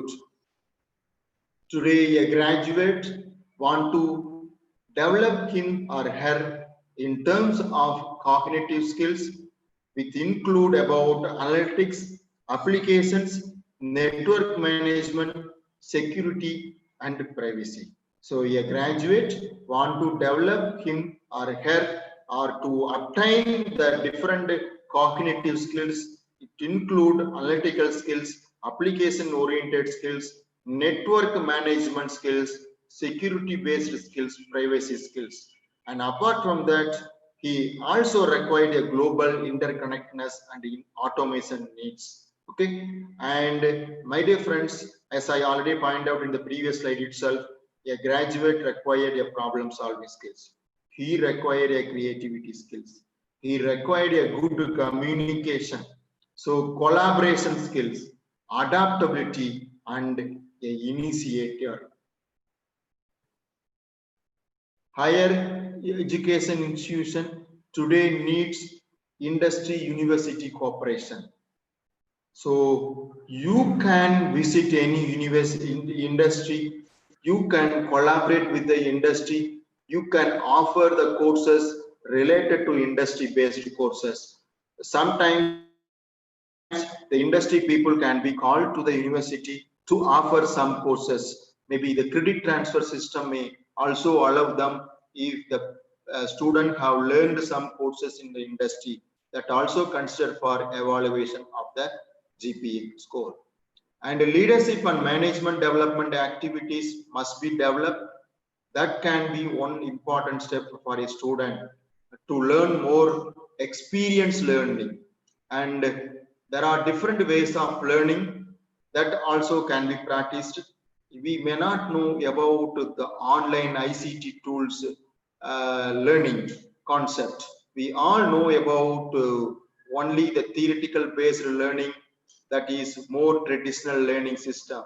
Thanks to COVID-19, now the COVID-19 is allowing us to learn on new environmental called ICT tool, information communication technology tool.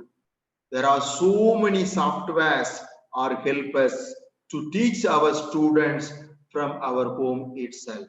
That is very, very important. And the company workforce training and development must be another important initiative the higher education institutions require today. And excuse me, Professor. Excuse me, yes, Professor. Sorry to interrupt, but the time, yeah, it's already 20 minutes. Is it possible to finish? Only two slides. Right. Okay. Only Please continue. Sorry. Okay. Only two slides. The global challenges. The global workforce is changing rapidly. My dear friends, the global workforce is changing rapidly. Skills shortages is everywhere. Shortages is there. New models of engagement and demographic shifts, as well as economic and political forces, are also affecting the workforce, are pushing companies to rethink their approaches to securing critical skills. The higher education institution is also facing a problem on demographic shifts, economic, political factors, and global workforce.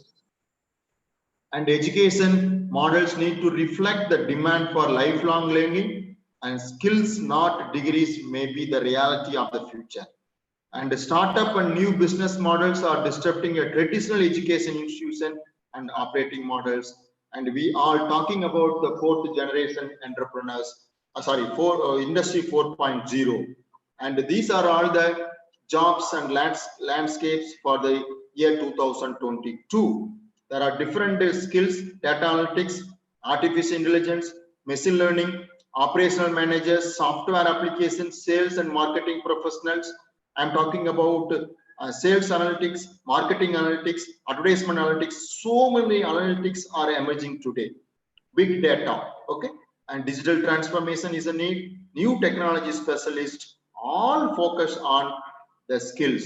So there is a huge skill requirement for an industries, and strategies we need for any higher education institution and universities world-class learning and teaching should be implemented. Leading-edge human capital is required. We should implement good research park and institution for eminence with research with national and regional impact. A dynamic, innovative, and entrepreneurial environment can be created in the institution.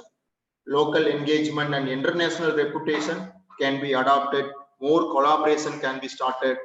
A transformative environment is required, and also we need a sustainable development goals and innovation. So thank you, my dear friends. Thank you very much. Okay. Thank you so much, Professor, for sharing with us the knowledge and also the experience from your context. I myself learned lots of new things, actually. Thank you very much, and sorry for cutting your presentation. First thing, before I pass the floor to the last speaker, some of the participants need your materials, I mean the presentation materials. Is it possible if you share it with us today? Yes, ma'am. Definitely, I will send it to you. Great. Thank you so much, sir. Thank you. Okay, thank you. Okay, ladies and gentlemen, now let us step on to the next agenda, listening to the last speakers. Hello, Professor Ganesan. Yeah, I'm there. I'm there. Okay, I'm there. Yeah. Yeah, okay. The floor is now yours, please.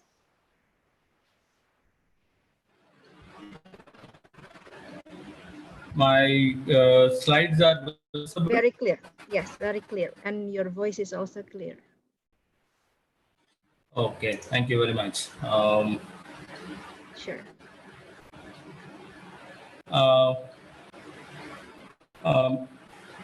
Madam Lucy, Dr. Dia, and other participants of this curriculum exchange online workshop, freedom to learn curriculum versus global workforce, and my co-presenter and my good friend Dr. Karthikeyan, and other participants. Before I go into the presentation, I thank the opportunity given by the Faculty of Economics, University Negri Jogyakarta. Then I must thank here Professor Nesam, who helped us in a lot in bringing MOU between VIT and UNJ. So a quick thing. So this is what about my business school, and we started in 1994, and we accredited by ACCA and ACBSP, and we are in the final stage of AACSB. We started some of the programs on fintech and all, analytics, fintech and all. So this is what our internationalization, as far as that's why I put very specifically Jogja, our thing. So when we made a presentation to our Government of India representatives, we specifically mentioned we spread across all the globe. And coming to the present day, today's presentation on the curriculum. I had an opportunity to see the curriculum of accounting. Now, because today's topic is related to accounting curriculum, how we can revive all those things. So I went through the curriculum, and I could see that, okay, these are the personality developer course, scientific and skill course. Now it's going around 145. And I understood from Dennis as well as Adung, if I pronounce correctly. So they presented nicely about the curriculum which is going to be implemented from 2020. And what we supposed to do, an institution, be it in India or Western world or Indonesia, what the stakeholders expect from a particular program. Now, if you look at this, now the presenters, Dennis and Adeng, had given a snapshot. I was struggling to convert or translate into Indonesian language to English. I'm able to get something from the presenters' slides. So vision is there, mission is there, program learning goals need to be there, and program learning objective. This is a kind of an international accreditation. When they come to Indonesia and Faculty of Economics for accreditation, they always look at the curriculum mapping, which Madam Lucy or Dia are there. Madam Lucy or Madam Dia or Madam Danish. Yeah. No, I think I can give my input then and there.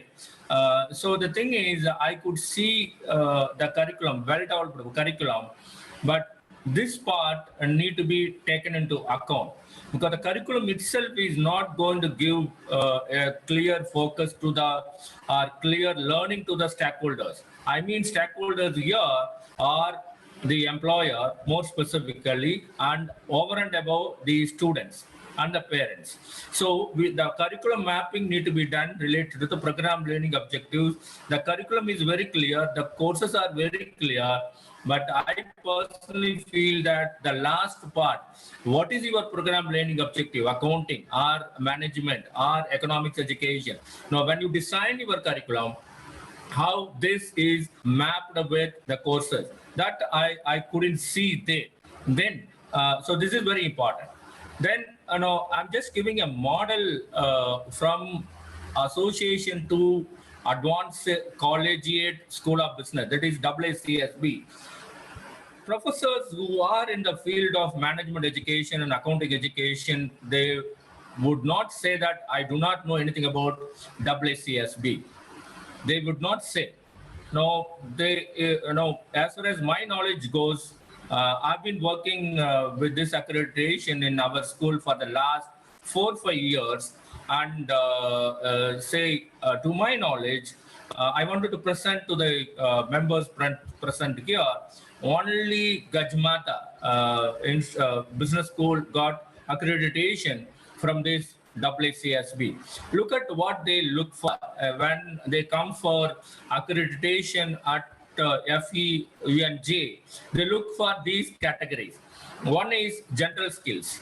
Then another one is general business knowledge, technology agility, then the learning experience.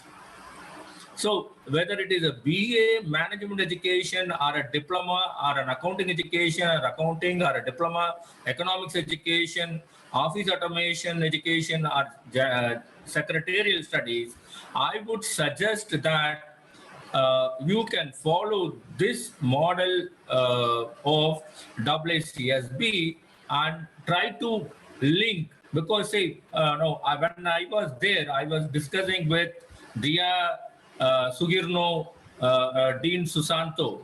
I'm ready to help.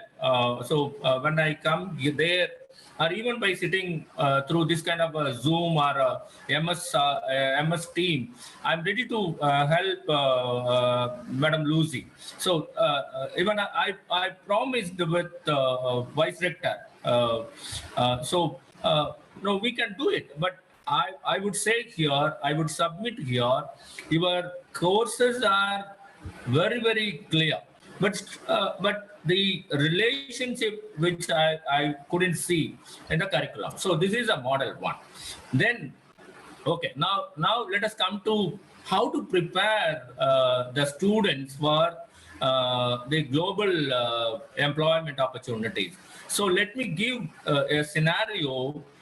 What is the unemployment at an education level as far as Indonesia is concerned? So if you look at that, take the unemployment with the intermediate education at Indonesia, at the percentage of total labor force with intermediate education, see, the positive trend is it is coming down. Now that is a classic. That is a marvelous as far as Indonesia is concerned. But still it is worrying because unemployment rate is higher at intermediate education. So look at that, it is coming down from 2000, but still you have a problem. So that is at the intermediate education level.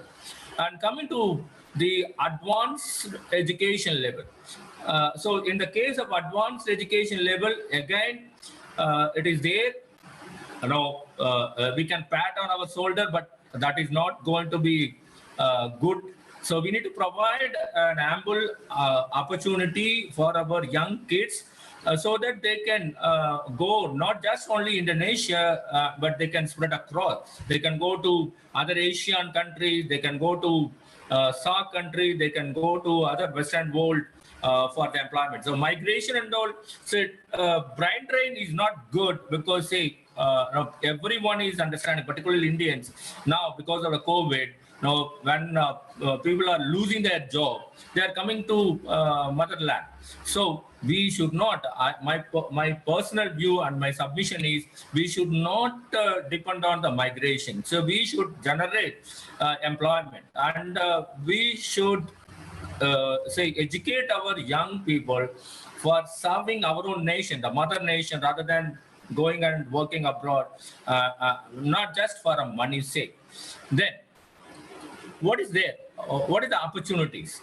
Now, my focus is only on this particular program, namely accounting program. The opportunities now, so many of the accounting professors at FE and management professors, they know fintech, it is unbelievable opportunities within Indonesia and outside Indonesia, which is not there. No, people who are outside Indonesia, they may not know what is happening as far as the fintech is concerned and how the banking industries are using the fintech products. So are we ready to, I'm asking myself a question, I'm putting myself in the shoes of FE, that Faculty of Economics UNY. Are we preparing our students for their career in this particular area? So I'm just giving some snapshot. 24.6 billion USD is a segment of fintech. Then what is happening as far as the fintech in Indonesia? It is growing steadily. You can see that. So in the area of digital payment, personal finance, alternative lending, alternative financing, it is going. Transaction value is growing. It is not happening any other Western world. There are always, we know every one of us know what happened to the USA and other European countries when they experienced the financial crisis, the subprime crisis. I need to explain to you. Then look at the users as far as Indonesia is concerned. Ample opportunities. Are we ready? Are we preparing our students, particularly management students, management education students, or accounting education students, or secretariat students? All this. Are we preparing? Is our curriculum take care about this kind of demand from the industry? So now I'm coming with what are the other programs you can inbuild in your BA accounting education. Now one is ACCA. What is ACCA? ACCA, I'll go in detail and what are the opportunity and what are the curriculum and all. How you can inbuild in the accounting education or a management education or economics education and all. Look at the job market. Now, it is not just only one country. It is, say, across the globe. Say, for example, Hong Kong, 340. It is only on a particular day or a particular month. Look at the Malaysia, nearby Indonesia, nearby India. Philippines, or look at the UAE. Now, our guys will go. Australia, look at that, 1953. That's a say there are a lot of jobs are available. And look at the location, the job role, accountant, account assistants, account payables, or many other tax preparation, the CFO, business analyst. Are we preparing? My question and my submission to Faculty of Economics is this. Are we preparing our students to meet the demand from these, say, location, the job role, and you can see the sector, which sectors are taking the students who complete ACCA along with their undergraduate degree program. So this is ACCA. I'll come in detail what is ACCA and how it is works and all. CIMA, which also on another one, no, that is a certified management accountant. Look at the job role. Now, accountant or a controller, account assistant, or a credit control. So you have a lot of sectors where people can be employed. Look at the location: Europe, Latin, North America, Asia Pacific region. So this is a 1 week or 1 day data. Now you can understand there is a lot of demand for the accounting or a finance or an economics or management students. Then look at the sector: accounting firm, finance, manufacturing, software, retail. A lot of ample opportunities for the students.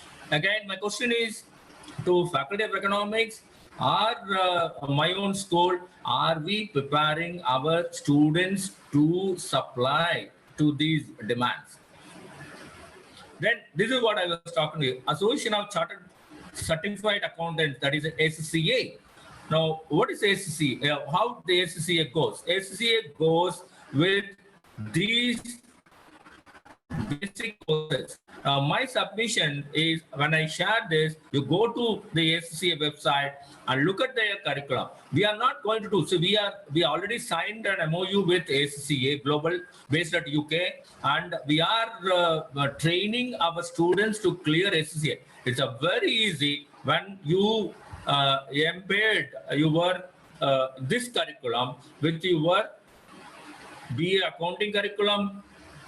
Students will love to do all this kind of a thing. You can get an exemption, say, for example, applied knowledge, or say the applied skills, or the professional skills module. When they clear these things while doing the BA accounting education course, I'm damn sure. I was instrumental to bring this SSCA to our VIT Business School. We signed an MOU. And you can very much go for MOU with SCA. That is a one kind of a body where you can increase the learning skills, and you can make more students for global workforce. That is a one.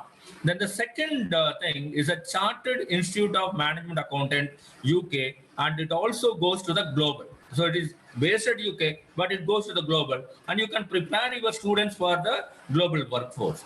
And what is now this CIMA gives certificates for a business accounting, diploma in management accounting, advanced diploma in management accounting, associate or fellow in chartered management accounting. I was showing you ample opportunities. What are the jobs they can take? We are not preparing only for Indonesia country, Indonesian economy, but we can prepare our students for the global workforce.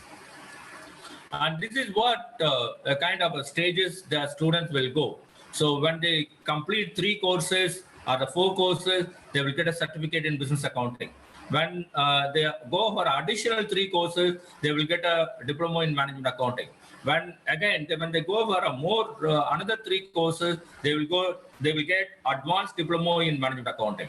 And finally, they will get an associate chartered management accountant or fellow in chartered management accounting. Are we preparing? My question to Faculty of Economics: are we preparing our students for this kind of global workforce?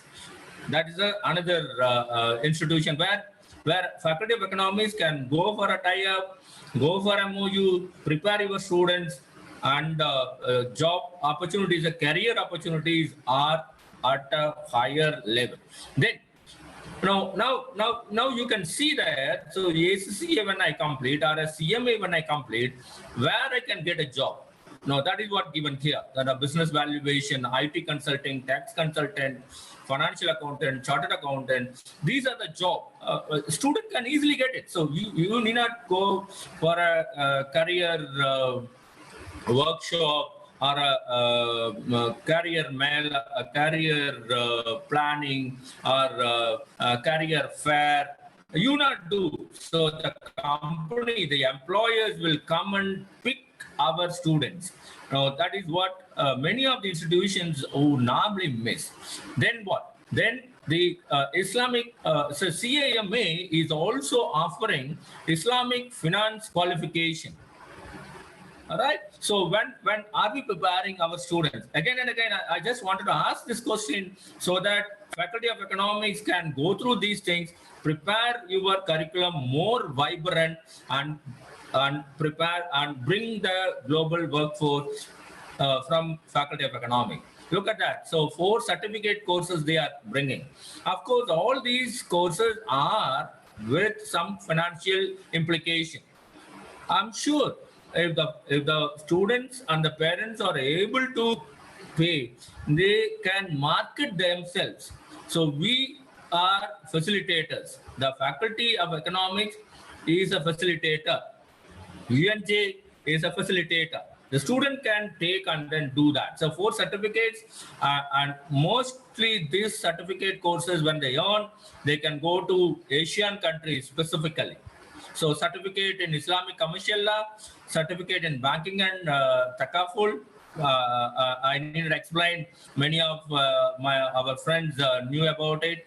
And certificate in Islamic capital market and instruments, and certificate in accounting for Islamic financial institutions.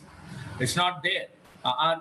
Again, my question, the same question: are we preparing our students on to tap this market, to tap the Islamic financial institution, Islamic insurance institution? Are we preparing our students? Now, this is the path the students will take, and finally, one day they get into the insurance companies or capital market or other banking and financial institutions with a good salary. Now, I didn't give the salary part as far as the presentation is concerned. Salary is a huge salary. They will be able to get it. Then what? This is another public accountant, certified public accountant, which comes from USA, Australia, all those things. So 4 compulsory subjects like ethics and governance, strategic management accounting, financial reporting. Why I'm projecting these things? So when we say embed these courses in our curriculum, and we prepare our students, and students will able to get exemption. These exemptions are there. We are not aware. So ACCA, when we put the curriculum with ACCA, the students will get exemption. So instead of writing, say for example, these 4 courses are there with 12 credits. Right. So if already there in the BA accounting curriculum, the student can get an exemption, only write the exams. If they clear the exam, they will get the certified public accountant, Lucy, MA or MSc, CPA. That is what we need to prepare the students. It is not just only giving a BA accounting. So what are the value added things are there? Again, my question is FIE prepare your students for the global workforce? Then, now if you look at the other things, say, who are the employers? The biggest employers, huge number of employers. And apart from 4 compulsory, they can take all these elective courses. Like nearby Hong Kong. Hong Kong is coming with a lot of things. Now this is 2 electives they can take, and they can finish their certified public accountants. In India, accounting students across India, the east or west or north or south, people used to take ACCA, CPA, CMIA, and so on. They go to UAE or Arab countries and get a lot of employment. They also come to Malaysia, Singapore. I know my own students are there in Malaysia, Singapore, not our own Indian chartered accountant. They are qualified SCA people, and they are working in Malaysia, working in Singapore. Now, with a chartered accountant, they will not be able to come and then certify the accounts. With ACCA, they will be able to do it. So, again, so we need to prepare our students. Then, this is another one, CFA. CFA, again, you can see, the CFA is preparing 170,000 professionals. And again, CFA, same, if you look at that, you will not be able to see any difference between the curriculum of accounting, curriculum of management, curriculum of marketing, curriculum of economics. You will not be able to see anything. So only few things which are not in your curriculum. Bring these courses under elective, under specialization, and offer them.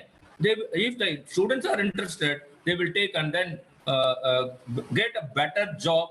Not just only Indonesia, they can go to any Asian countries. They can go to other Western world. These are the core curriculum for CFA, core curriculum for certified investment performance management. So again, where they get an employment, CPA or CFA people, career availability.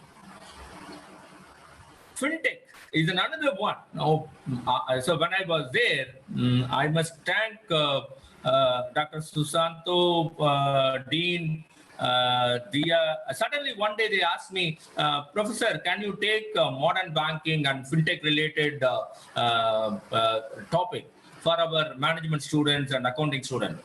And I was amazed. Then I was not knowing anything about Madam Lucy. Now what I did, I gone through the various reports of FinTech.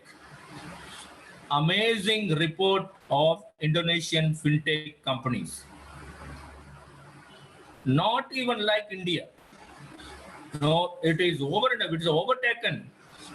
No, Indonesia is overtaking India textile companies. Indonesia is overtaking even any other Asian countries as far as the FinTech products are concerned. I just wanted to submit ample opportunities. So in India, very few institutions are offering this kind of program. Like, quantitative methods, definitely there in your BA accounting or BA marketing. Financial management will be there. Introduction to FinTech, you bring it. Make the people to read blockchain and application, analytics. All these electives, digital banking, or a FinTech in wealth management, or a financial risk, or a machine learning, InsurTech, all these you bring it. And to prepare your student, the Faculty of Economics student, as a global workforce. That is the most important thing. Then I've taken from one of our premier institutions who are offering this FinTech program. And this is another online, you can prepare your students going through the online program. This is taken from Coursera. So a lot of FinTech, so if they complete it, they can get a certificate. Bring this. So when I looked into your curriculum, where is the opportunity for online courses? So they can, at their own pace, they can finish the online courses, take the credit. Online course is not easy. We say that it is easy, but it is not easy. They go with a very, very critical assessment pattern. It is not easy. So when they pay and learn, they put a lot of effort. Students will put a lot of effort. Now, I saw when I was there in the campus. Now, students are very good. I know them.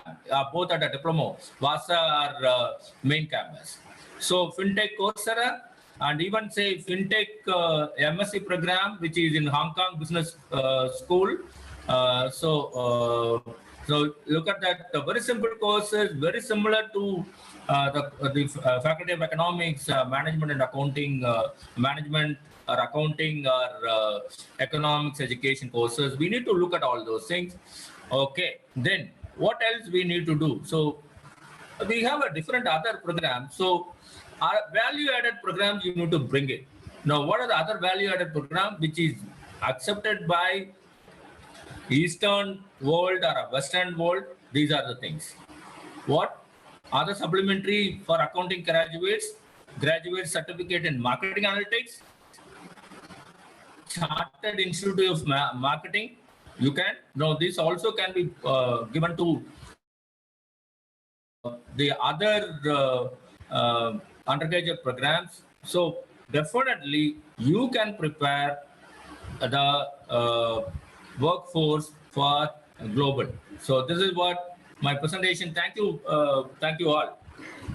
Okay, thank you so much, Professor. Thank you so much. Wow, it's well, actually, I'm not from the economic background. I'm from my background is language and linguistics. So, well, this is something really new for me. It's amazing.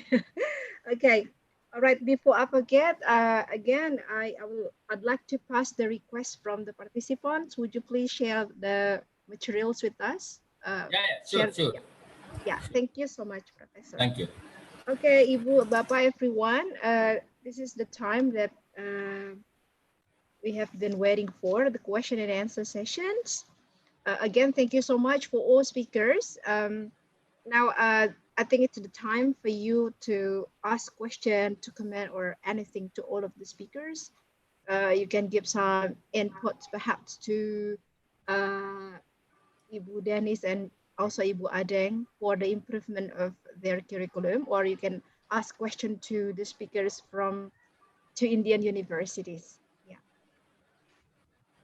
Anyone, please?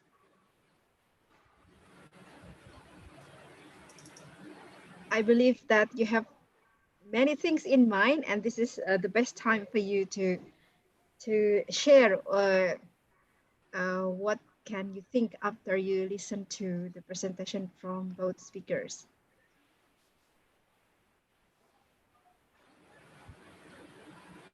Okay. Professor, allow me to translate one question from the audience.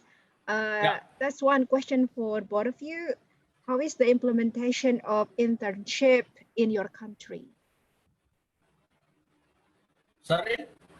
How is the implementation of internship program in your country?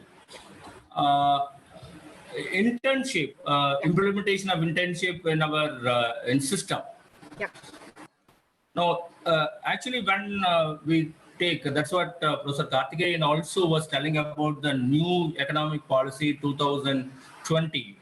Earlier, our undergraduate programs are 3-year program. Now it is a 4-year program. So let me give you a snapshot on the 3-year program. So each summer, 8 weeks, minimum 4 weeks, maximum 8 weeks. The students will undergo internship. It's a mandatory. So implementation. Minimum 4 weeks, right? Minimum 4 weeks. Yeah, minimum 4 weeks, maximum 8 weeks. And so why I'm saying 2 internship. So one internship is at the end of the first year. That is a break between first year and second year. And what we do, because we are a private university, and what we do, we give exposure to the manufacturing industry, and we also give an exposure to the services industry. So during first break, that is a summer between first and second year, that is going to be a manufacturing. During the break of second year and third year, that is a service industry. As it was pointed out by Dr. Karthikeyan, we also emphasize on the corporate social responsibility. They must learn, the student must learn all the functional areas of management. Madam Tennis or Dia Adeng knew very well. Now they will be exposed to marketing, they will be exposed to accounting, they will be exposed to finance, they will be exposed to human resources, they will be exposed to all the areas, and they prepare a report and then submit the report. That is where we implement. On to Karthikeyan, sir. Yes. Thank you, sir. What about you, sir? Yes. Yes, ma'am. Yes, ma'am. I also would like to add some more. I would like to also add some more points as mentioned by Professor Ganesan. Our curriculum is as per the new new education policy. We have little bit introduced industry-based curriculum to meet the requirement of the industry-based curriculum, and we allowing our students to take up the mini project. And along with the theory subject, we also included some practical component. Along any subject or any course who wishes to study in the particular semester or a trimester, along with the theory subject or a tutorial subject, we also add some practical knowledge. That also we included in the credit transferring system in our curriculum. And along with that, we are providing social project, mini project, and main project.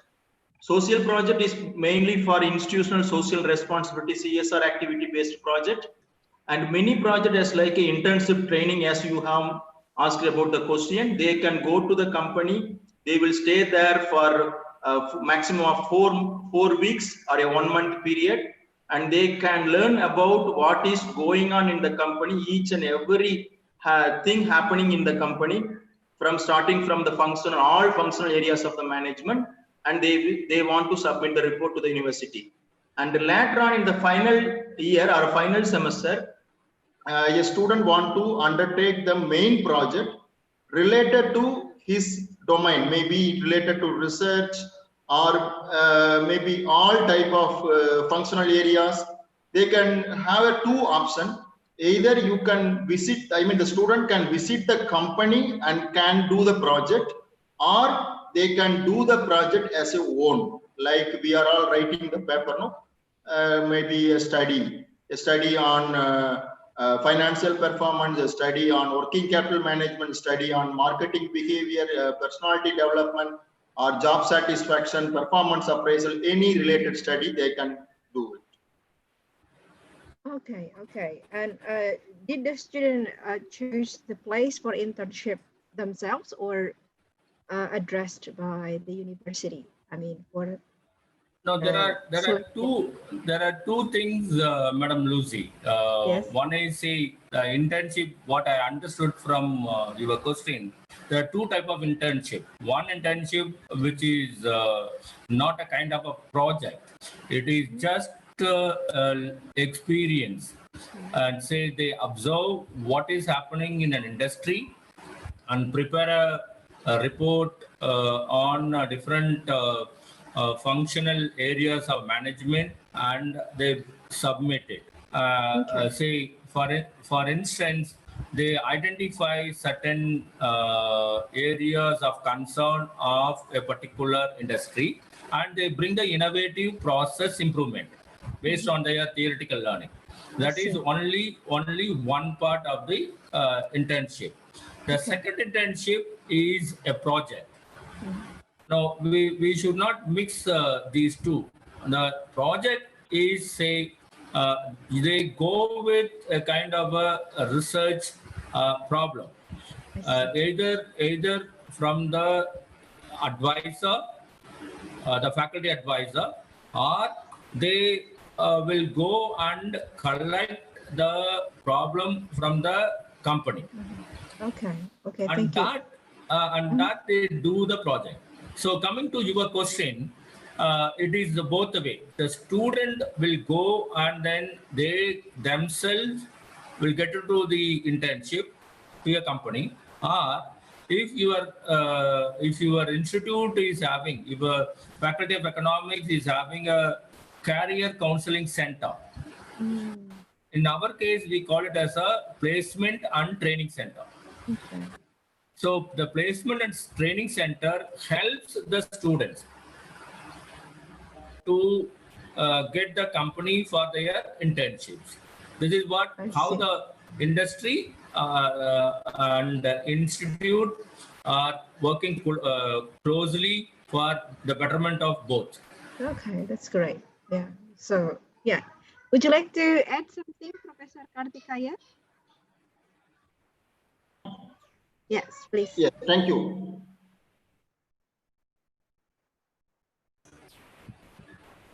Oh, sorry, no addition. All right. Okay, sorry. Ya, oke, that's the answer. Itu jawabannya, Ibu. Ya, terima kasih atas pertanyaannya. Semoga jawabannya juga jelas, Ibu Isroah. Yang lain barangkali, or Ibu Denis, it's a good time actually for you to consult anything with two professors, please. Yeah. No, my submission to Madam Adang or Madam Janish and even the entire faculty, please take seriously about the curriculum mapping. That is the most important thing. Okay.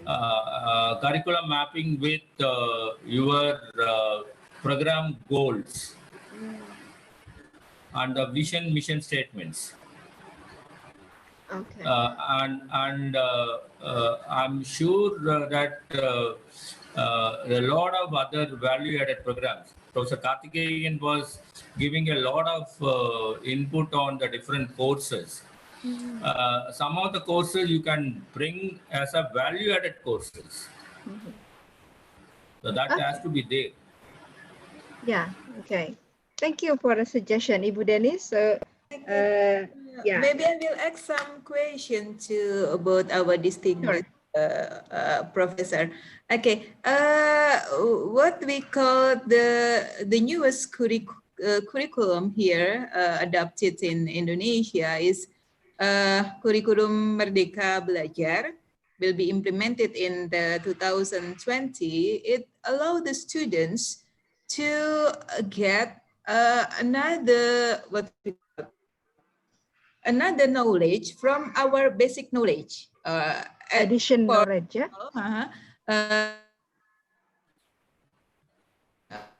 Program is allowed to take another course from another faculty, which is so different from accounting study program. It's allowed to us. So based on your experience, since you both in India,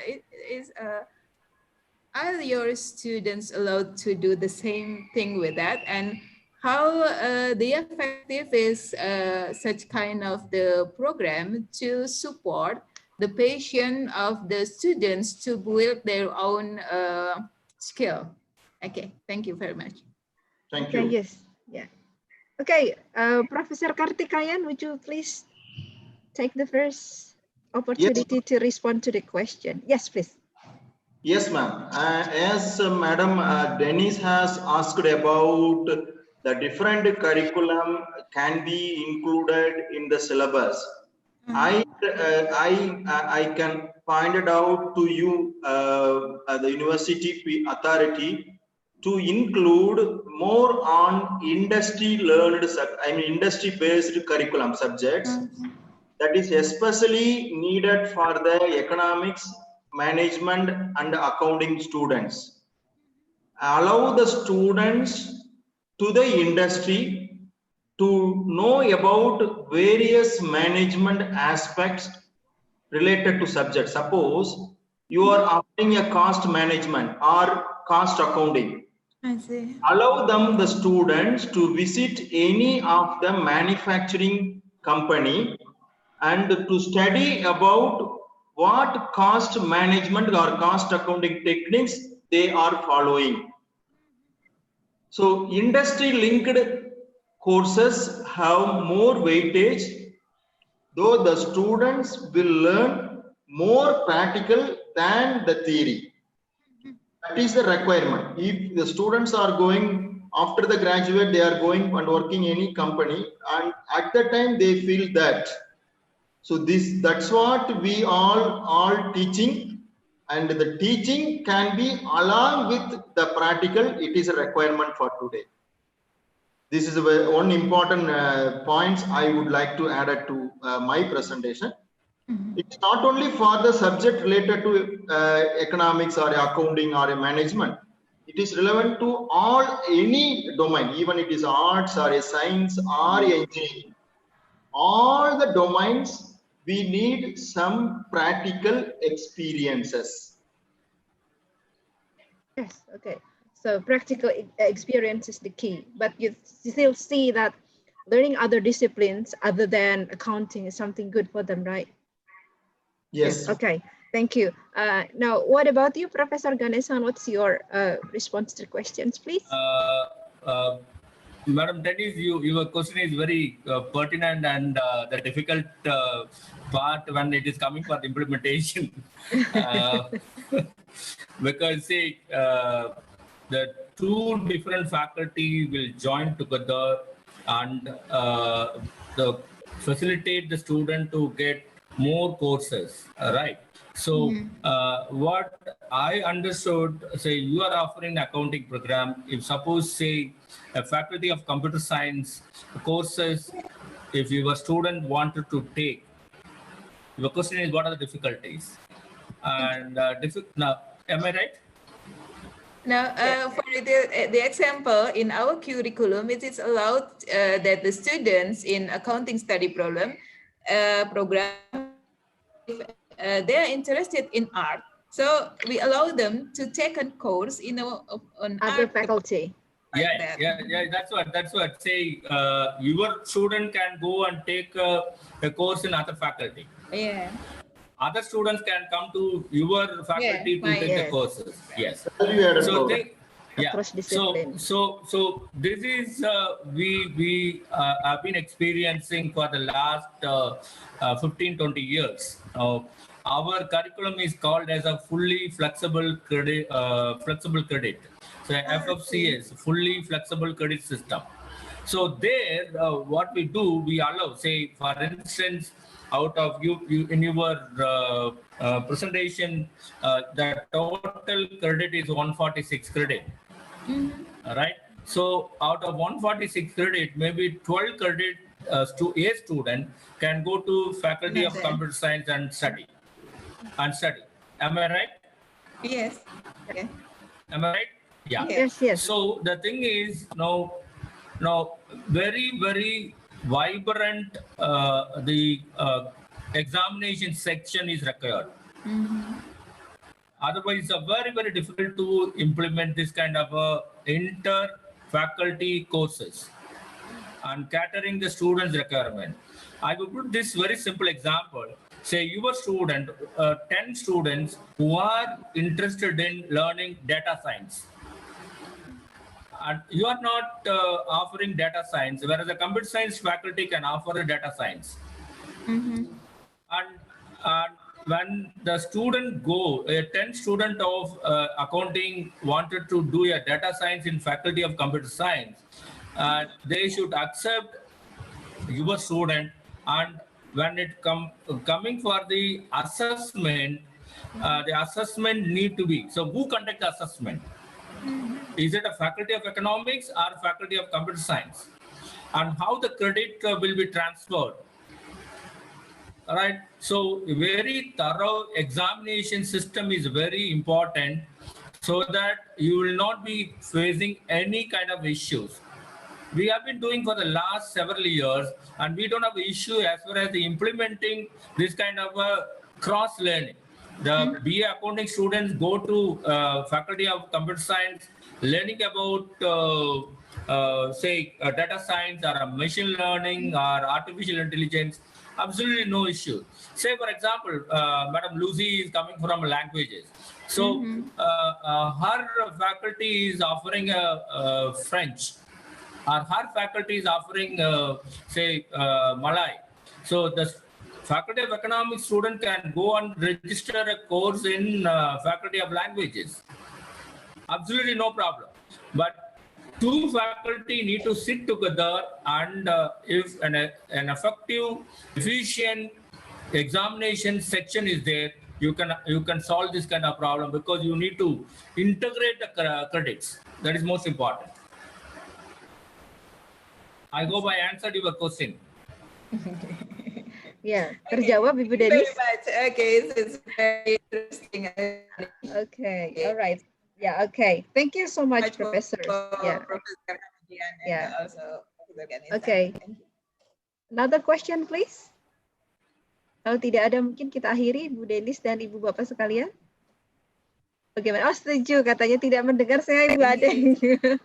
Okay, then, Professor, I think that will be the last question from our audience. Thank you very much, professors, for joining us, for joining with us, and for sharing with us. Thank you very much, Ibu Denis, Ibu Adeng. Sudah presentasi, dan juga thank you so much all audience participants, audience, and don't forget to share the materials, Professor. Maybe you can email to one of the committee, or you can upload the PowerPoint presentation here, because I think everyone here is very enthusiastic about learning.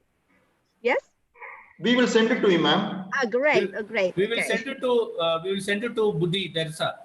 Yes, great. Yeah. Okay. Yeah. Thank you so much, everybody. Thank you so much, Professor. There are two things that I highlight from Professor Ganesan. He asked us to be more reflective in the process of curriculum design, and Professor Kartikayan highlight on the importance of connecting our students with industry. Thank you very much, everyone. Be safe, stay safe from the COVID-19. Good luck, goodbye, and Assalamualaikum warahmatullahi wabarakatuh. Thank you. Thank you so much. Very much. Thank you. Terima kasih. Sama-sama. Thank you, You can speak Mr. bahasa Indonesia. Ganesan, Mr. Kartikeyan. Mbak Lucy, terima kasih. Thank you, Ibu Terima kasih. Terima kasih for being so active, Ibu Adeng, Ibu Denis. See you online, offline ya, Bu. Okay. Okay. Bye. See you. Okay. Goodbye. So you can give Bye. the snap. Oh, Ibu Kusnu and everybody, thank you so much. I cannot see your face and hope you enjoy the session today. Yeah. Bye. Thank you. Bye. Bye.